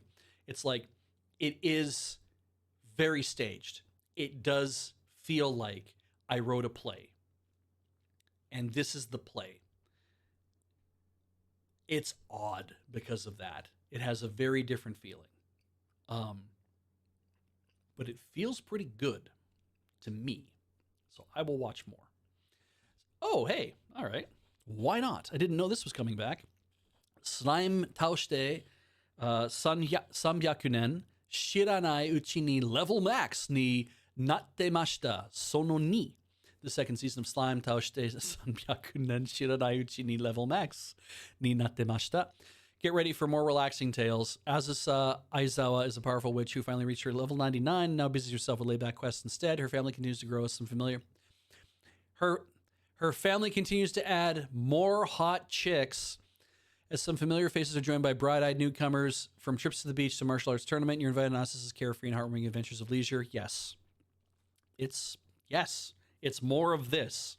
If you liked this and you were like, she lives in a tiny house, then she builds a giant-ass house to house all these girls. Yes. Yes. Sure. Go nuts. I'm into it. Summer Pockets by Field. To help manage his recently deceased grandmother's effects, the protagonist, Takahara Hairi, travels to Torishirojima during his summer vacation. As he gets off the ferry boat, he spots a lone girl standing on the pier, a girl who simply gazes into the distance as her long hair flutters in the wind. He looks at the girl in utter bewilderment. Is that a girl? What's a girl doing standing mysteriously on a pier? But before he realizes it, she can no longer be found anywhere. Did she fall in the fucking ocean? Hairi finds himself starting to adjust to life on this island surrounded by nature far lusher than anything he has ever come across back in the city. Time seems to flow by casually on this island, and as it does, memories of something else... Oh, it's island time. We have that here in Victoria. As it does, memories of something nostalgic keeps coming back to him. Memories of something he's long forgotten. Did I see a girl when I got here? I don't know. It just seems ridiculous start to a premise. Also, though, long hair flutters in the wind. And look at that. Long hair, long hair, long hair, long hair. I'm assuming he has a stroke as soon as he sees her, so he completely forgets who she is and what she looks like. Yeah. Drama, romance, slice of life, supernatural. Ooh, Lysander. Is this another time loop mystery? Maybe. That's interesting. Oh, it's a visual novel. Presenting your fuckables. All right. I don't know. I don't know. Calling it Girl's a Mermaid. That's good. I don't know what to make of it. I didn't seem that interested when I read it the first time. Still not that interested now. Teogonia. Humans fight to protect their land from invading demi-human tribes in relentless battles. As this world is engulfed by intense warfare, Kai, a village boy from Lag, joins the fight to defend all he knows, but he got there late. After Kai's comrades fall one by one and he's injured, he suddenly recalls memories from another life. A fantasy tale unfolds as a village boy explores a world of magic, mystery, and heroism. It's so kind of like nothing pops about it that I'm like, it's probably super interesting. So, anyway. Uchujin Mumu. A cat-like alien from a distant galaxy, Mumu, arrives on Earth. His goal is to learn about home appliance technology on Earth and recover the technology his species is lost. What is that? It's a rice cooker! Yeah. Fucking yeah. Protagonist, Sakurako, has a typical university life, but everything changes with Mumu's arrival. What began as an unexpected cohabitation quickly turns into a whirlwind of chaotic events. The chemistry between Sakurako and Mumu leads to a super spectacular appliance-filled and cat comedy adventure. Is the cat wearing a tie? Sure. Yeah. Give me the weird shit. I'm down. Oh, yeah. No, Doodles, you're right. That protagonist has amazing hair. Just like a round, like, puffed helmet. That's great. I like it. Okay, yeah, no, here for that. Looks like there's more cats that show up. I'm having trouble focusing. Must be having a stroke. Anyway, Uma Musume, Cinderella Grey. Hey, did you know more Uma Musume? It tells the tale of a lone girl in the destitute countryside of Kasamatsu who will soon rock Japan with her feet. She's going to be a streamer. This Cinderella story of youthful drama and running begins at a humble starting gate. I did not watch the new Uma Musume. Like, I tried to watch the new one with Teo. Is it Teo? I tried to watch the new one. I couldn't get into it. So I think I've fallen off of this. And please enjoy it. I've fallen off of it. I don't think I want to watch more Uma Musume. These are all girls running from below. Is that what I'm seeing here? Yeah, they're all jumping over us. Okay, cool. I don't think I'm an Uma Musume person anymore. Vigilante. Boku no Hero Academia. Illegals. In the world of My Hero Academia, not everyone needs a license to fight for justice or for any reason.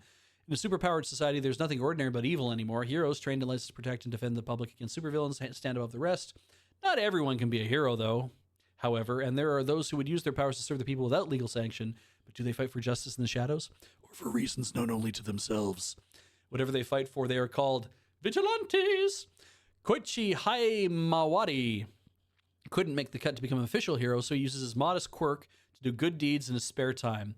Then one day, a fateful encounter with some local thugs leads him to team up with two other unlikely heroes. None of them really know what they're doing, but they got the courage or foolishness to try. But they soon discover fighting evil takes more than just being brave. There was a different synopsis here when I came here and read this last time. It's a little shorter, and I was just like, okay, that's as that is. And I was like, okay. But I didn't watch MHA, and I don't particularly care about it, so yeah, I'm just gonna leave that as is. Windbreaker Season 2. You're going to watch this if you've already watched this, maybe, or you've decided you I don't know. I'm not going to watch it because I didn't watch it. Which watch? Morihito Otogi, I'm a high school student who comes from a lineage of ogres. I'm assuming Oni maybe is what we're going for here then.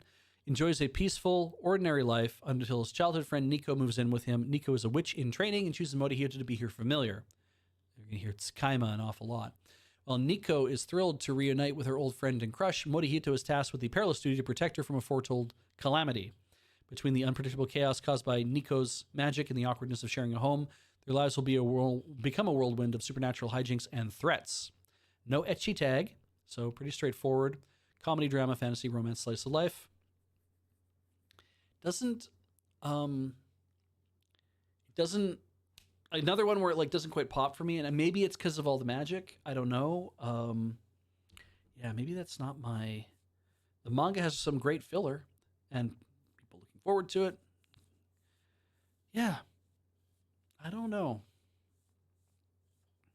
I mean, the fact that they like pre-screen it in advance in theaters in North America by G Kids Films, and then in Europe, I'm like, there's money behind this. It will be on Netflix and like everywhere. So that's like they're pushing this. I'm gonna guess probably it's a breakout hit. Great. Your Forma. Compliment Your Forma. In 1992, a pandemic of viral encephalitis shook the world. The medical technology that saved humanity evolved into Your Forma, an invasive information device implanted into the brain. In this world where every sight, sound, and even emotion is recorded, investigating major crimes means diving into the collective data, a job reserved for special detectives called Electronic Investigator. Ichika Hieda, a prodigious electronic investigator assigned at an astonishingly young age, stands isolated by her exceptional talent. Her newly assigned partner is Harold, a blonde, blue-eyed humanoid amicus. Together, this unrivaled duo will expose every hidden secret. Ugh. Ugh. Ugh. Ugh. Ugh. Didn't even like saying that. Shit.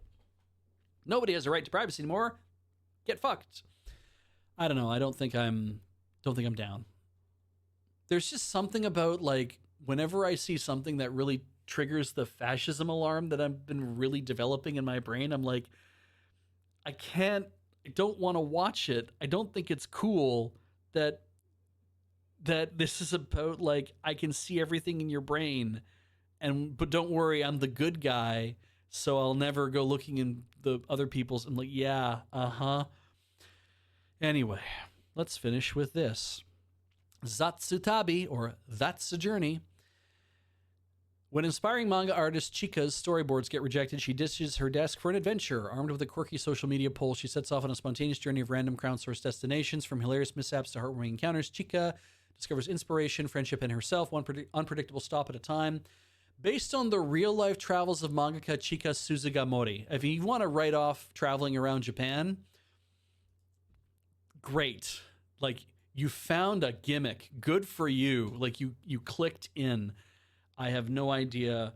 Like, I'd love to hear more about the filing of expenses, because if you were literally an aspiring manga artist before, and then you're like, I can't do it, and then you started to do this, and you got really big on social media as a result, and you started posting, this is how I'm seeing this all go down, right? And you started posting manga of your stories to Twitter or Pixiv or somewhere, and then that got developed more and more over time, and then all of a sudden, manga companies start reaching out to me like, we want to publish this, and we will pay for you to travel around and have your adventures. Maybe that's how that works. I don't know.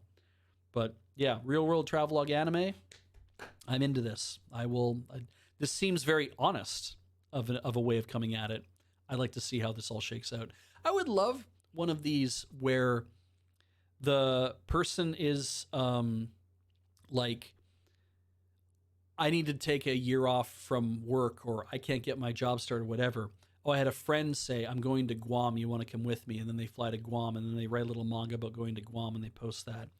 And then they're like, we can go to Indonesia for a week if we do this. It's like, then they go to Indonesia, then they go to like Thailand, and then all of a sudden they're like globe hopping, and this person's writing interesting manga about their adventures and posting them online. And then you have like a world traveling thing where it's like, I'm going to show you what I'm doing in all these different countries and bring that back to you. And that would be interesting too, because then if you can get funded by a manga agency, then that would be super cool.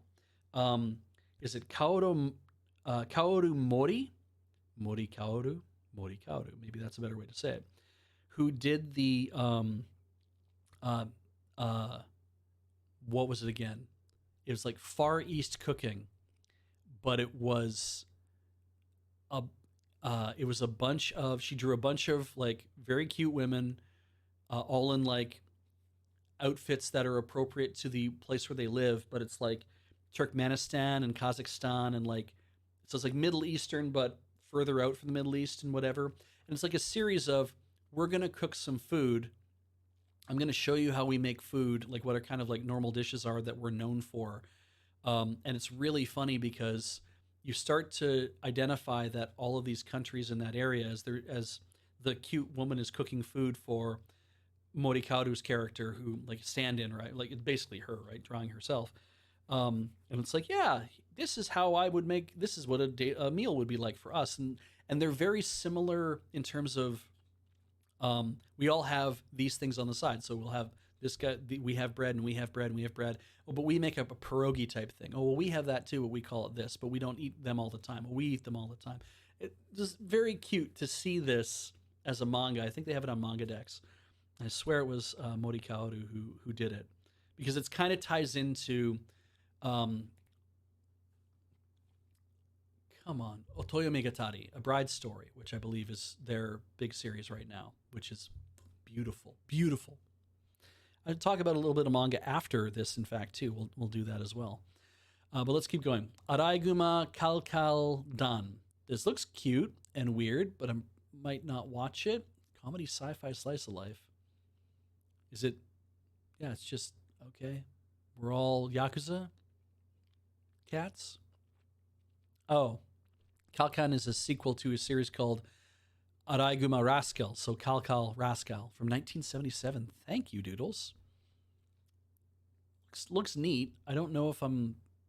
All right, you know what? I'll mark as a maybe watching. It's cute, that's why. Chikuwa Senki, Ore no Kawaii de Chikyu Shinryaku. Wait, is this about Chikuwa from Laid Back Camp? Oh, they're spies. Oh, thank you, Doodles. Or does everybody call their Shiba Inu Chikuwa? It's a very different style. Anyway. Chotto dake ai ga omoi dark elf ga isekai kara oikakete kita. Central Asian cooking is the manga I was talking about. Thank you, account made for ants. Okay, Hinata did it. He got reincarnated into another world, took up the mantle of hero, and slew the dreaded demon lord alongside his party of fellow adventurers. As his reward, he's returned to Earth to resume a normal life. Or it would be if it wasn't for the fact that his dark elf companion, Maria Bell, that's two elves from another world named Maria Bell so far. The other one is the Welcome to Earth, or Welcome to Japan elf-san. Maribel decided to travel to Earth to come and live with him. Now she uses her arcane talents to ward off any potential romantic rivals and capture Hinata's affection. That's a lot of ladies. Look at that cleric. Jesus. She almost remembered to put on her clothing today. Yeah. Comedy, ecchi, fantasy, romance. Yup. Same story. Same student that plus size elf? Well, probably will be a very similar thing. I bet. Anyway. Elf has big yandere vibes. Ooh. Previous age restricted on YouTube. Wow. Everyday hosts. Looks kind of goofy, in fact. Everyday Hosto comedy. It just looks like slapsticky. Those two look like twins. Okay. So this is like Ouran High School Host Club if everyone was an idiot. Wait. Moving on. Go-Go Vehicle Zoo, Norimoto Star Hen. Probably not. Kakshite Makina-san. Yeah. This risque romantic comedy story centers on Eita, an introvert mecha otaku high schooler. No, strap in, folks. Who has a crush on the school's most popular girl, Makina. When Eita finds Makina at her doorstep, he is flustered, and even more so when Makina reveals her secret that she is a sexeroid robot designed for pleasure. And she is asking Eita to conduct some repairs on her discreetly. While Makina immediately tries to make a move on Eita physically, Eita struggles to contain himself while also hiding her secret. Yep. Most popular girl in school. You know what? She's probably lying about that, maybe. Who fucking knows? Kopen-chan. I don't know what this is about. It looks cute. Moving on. Masuda Kosuke, Gekijo Gag Manga Biori Go. Oh, yeah. I didn't know this was a thing. Glad to see. Oh, Christ, that kid's coming back. Oh, God. Yeah, I'll watch more of this if people actually translate it. Neko follows the funny, amusing daily lives of two cats who want to live life doing only fun things. Sounds good to me. I won't watch it, though, I don't think. Oide o maho shoujamura, fuho senkyo. Oh, that's this part here, the fuyo senkyo. Toma Komai, 43 years old, is an old office worker who's become a magical girl as a result of power harassment by the company president. She, originally he, settles into Magical Girl Village, where the happy Nemuro, 120 years old, I don't remember anymore, and Seiko, 270 years old, I don't remember anymore, live, and who can't live without alcohol. The magical girl life in this illegally occupied village filled with madness and despair begins. This feels like really, like, looking at it, I'm like, oh, it's super weird and over the top. Titties, titties, titties, titties, but like super weird and over the top. They clearly, you live behind the tarps. This is all crumbling and falling apart. I'm like, I'm sure it is like run your head into a wall comedy, like really just everything's just happening fast and hard and real big and whatever. I'm like, sure. But like, I feel like I'd be into it if it wasn't for the fact that I'm like, I just don't like it. Kind of feels like Josie Kause, I think is what I'm thinking of, which was like, here's what high school girls are like when none of you boys are around to see them. They're just human beings like you. They do weird shit. It's also a little like Danshi Kokosei no Nichijou, Everyday Lives of High School Boys, when they transition to what the Everyday Lives of High School Girls are doing, and all the girls are doing like, they're doing the dumb shit that boys do as well, because we're all just people and we all just lean into that all the time. And this is clearly I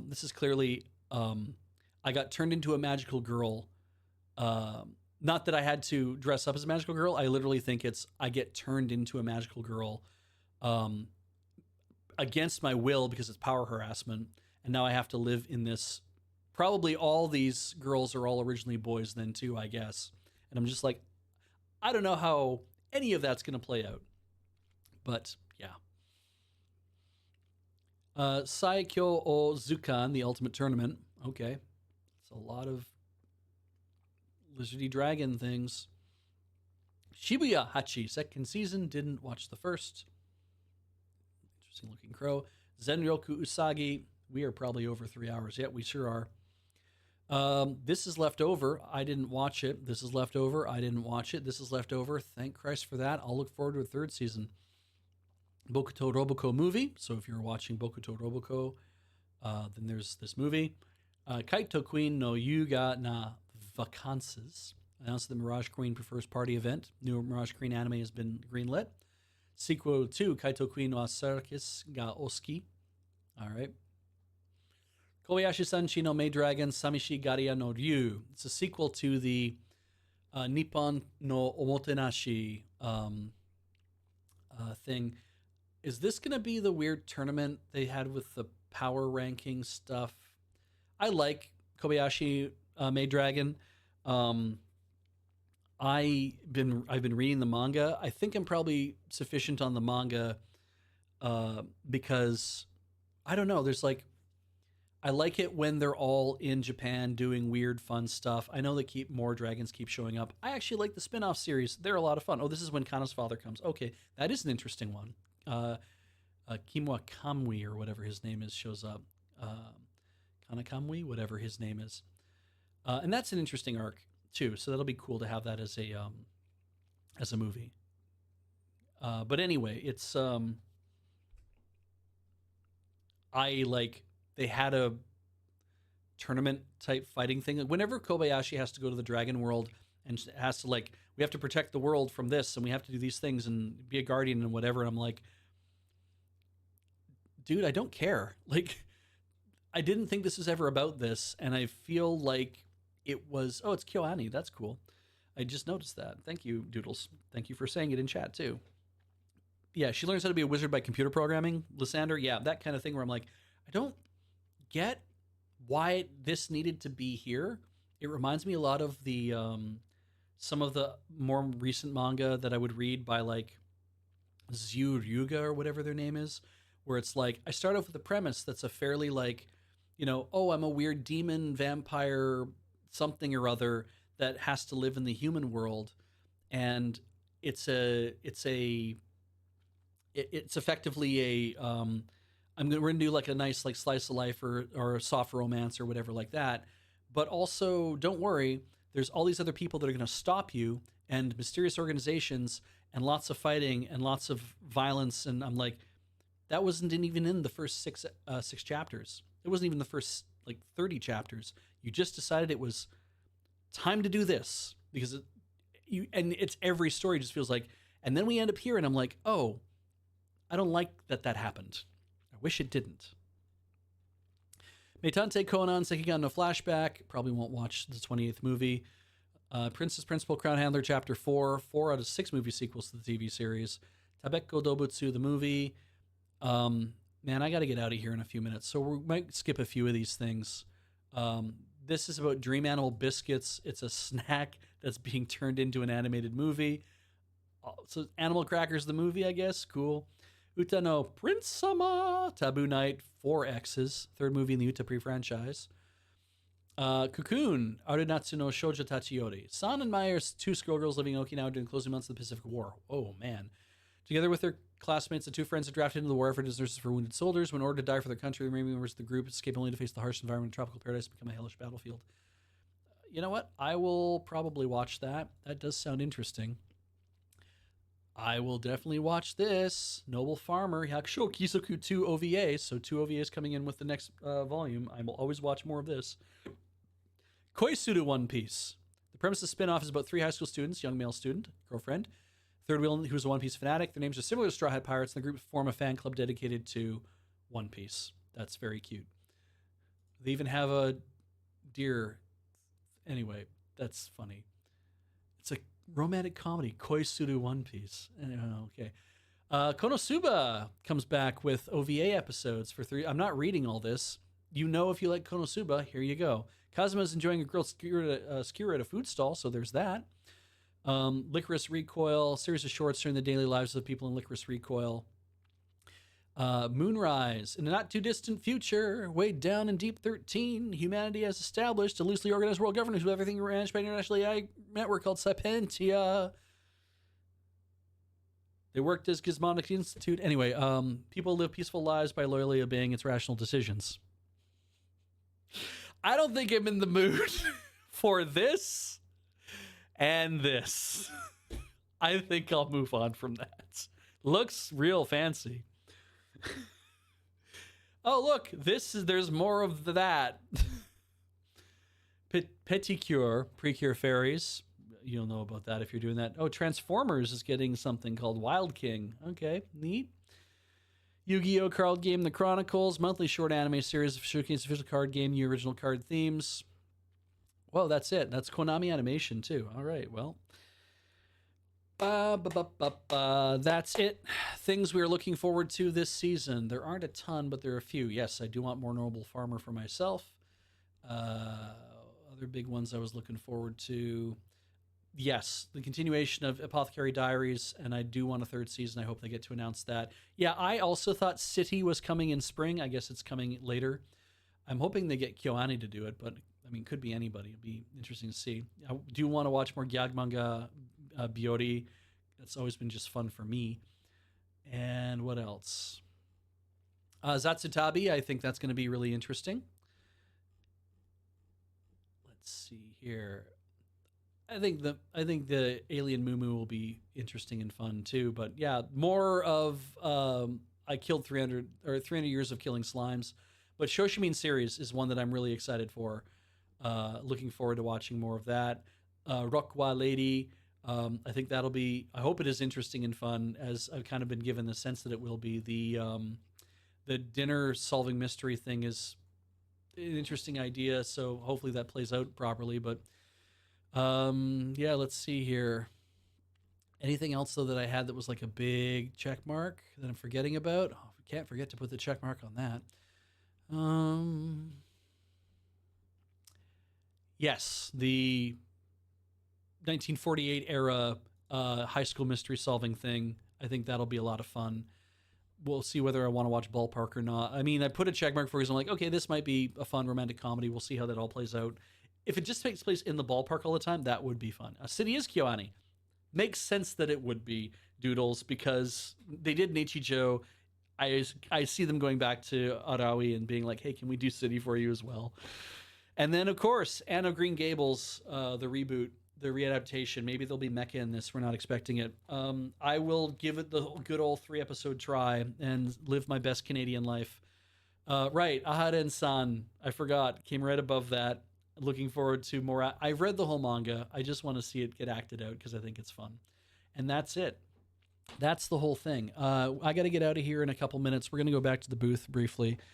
One thing I am going to mention is I started reading Anne of Green Gundam would be a hell of a thing, Doodles. Oh my God. A manga that I'm reading currently that I'm really enjoying. And if you can find it anywhere, like get from your library, or maybe you want to buy copies of it. I know that I managed to find it online. K-Manga has it, but it's locked behind. You need to pay for chapters. I did manage to find a different way to get it, but because I didn't know if I wanted to read it or not, and so then I read some of it, and I was like, "Oh, this is really good. I think I need to buy it in book form and put it on my shelves." I've been really impressed by that. But I also want to buy Otoyo Megatari as well, and I'm like, I don't want to start buying a whole bunch of books. Anyway, Magus of the Library. And people are in the chat are just going to pop off right now. Magus of the Library is really interesting. It's a seinen. There's a one shot for it. Read the one shot to kind of give you an establishing sense of the world. I recommend reading the one shot. Reading the series is interesting too because it actually starts a little earlier in the timeline and focuses on a young boy who is growing up in the slums of a outlying city in this world. It's all very like it's more sorcery than sword and sorcery anyway, but the library stands at the center point on this continent. It's a massive library, and there was a terrible war and then followed immediately by a massive calamity, and the library managed to step in at the end of the calamity and said, we can't have this happen again, and the way to deal with that is to help people learn things and to see the spread of information across all cultures so everyone can learn from each other. But also that means that we need to be careful about stuff that's being published because there was a book known as the Black Text that was the thing that caused the war to happen in the first place and the extermination of an entire species. It's top fucking notch. And it's a very small story to start with that starts to widen itself out. The world building is really good. The art is very, very pretty. The interactions are interesting. And it starts with this little boy meeting a Kafna, who is a librarian from the central library, and how their lives change as a result of meeting each other. And it's really lovely. I know benevolent censorship, and it's like, I just finished reading like an entire chapter, most of a volume, I think, actually, that focuses, it is purely a discussion about how do we censor a specific book because it's not doing anything explicitly wrong. So do we censor it or not? And it's a whole debate, and it was fascinating to read.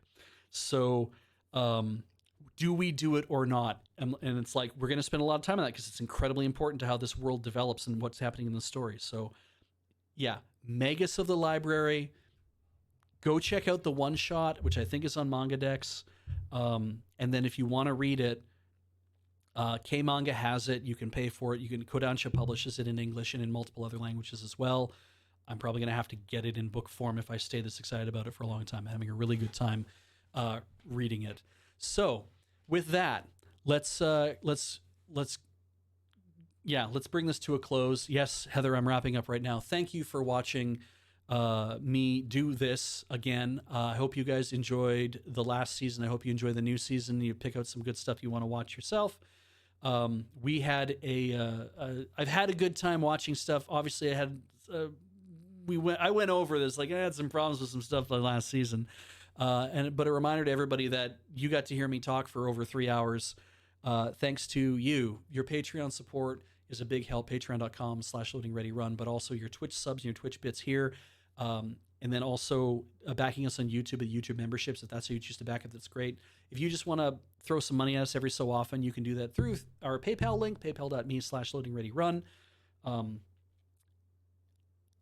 And the store. I need to talk about the store again briefly. We did talk about the store, but I'm going to talk about it one more time. We are doing a warehouse moving sale. You can see it at the top of the screen right here.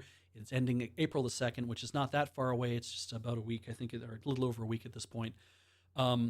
We have things that we didn't really make sale before for people, or like Lure Kickstarter tee hasn't been around for a little bit, but we have some left. Lure logo shirt in orange was a PAX Australia exclusive. We never sold it online. We are doing that now.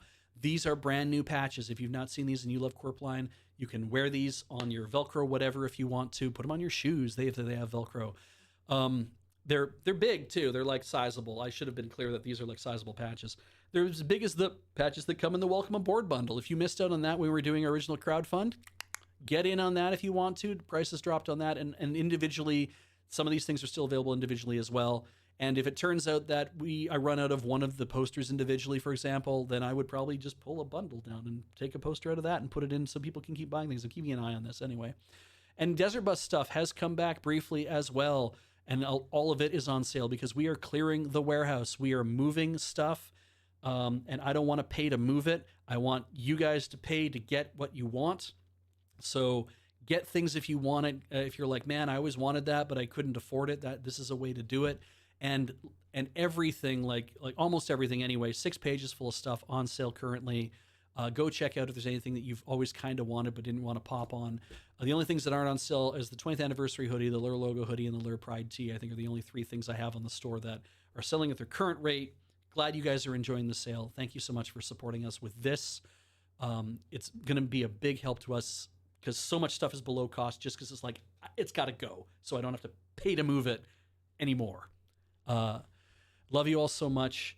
Take care of yourselves. We'll talk to you later. Goodbye.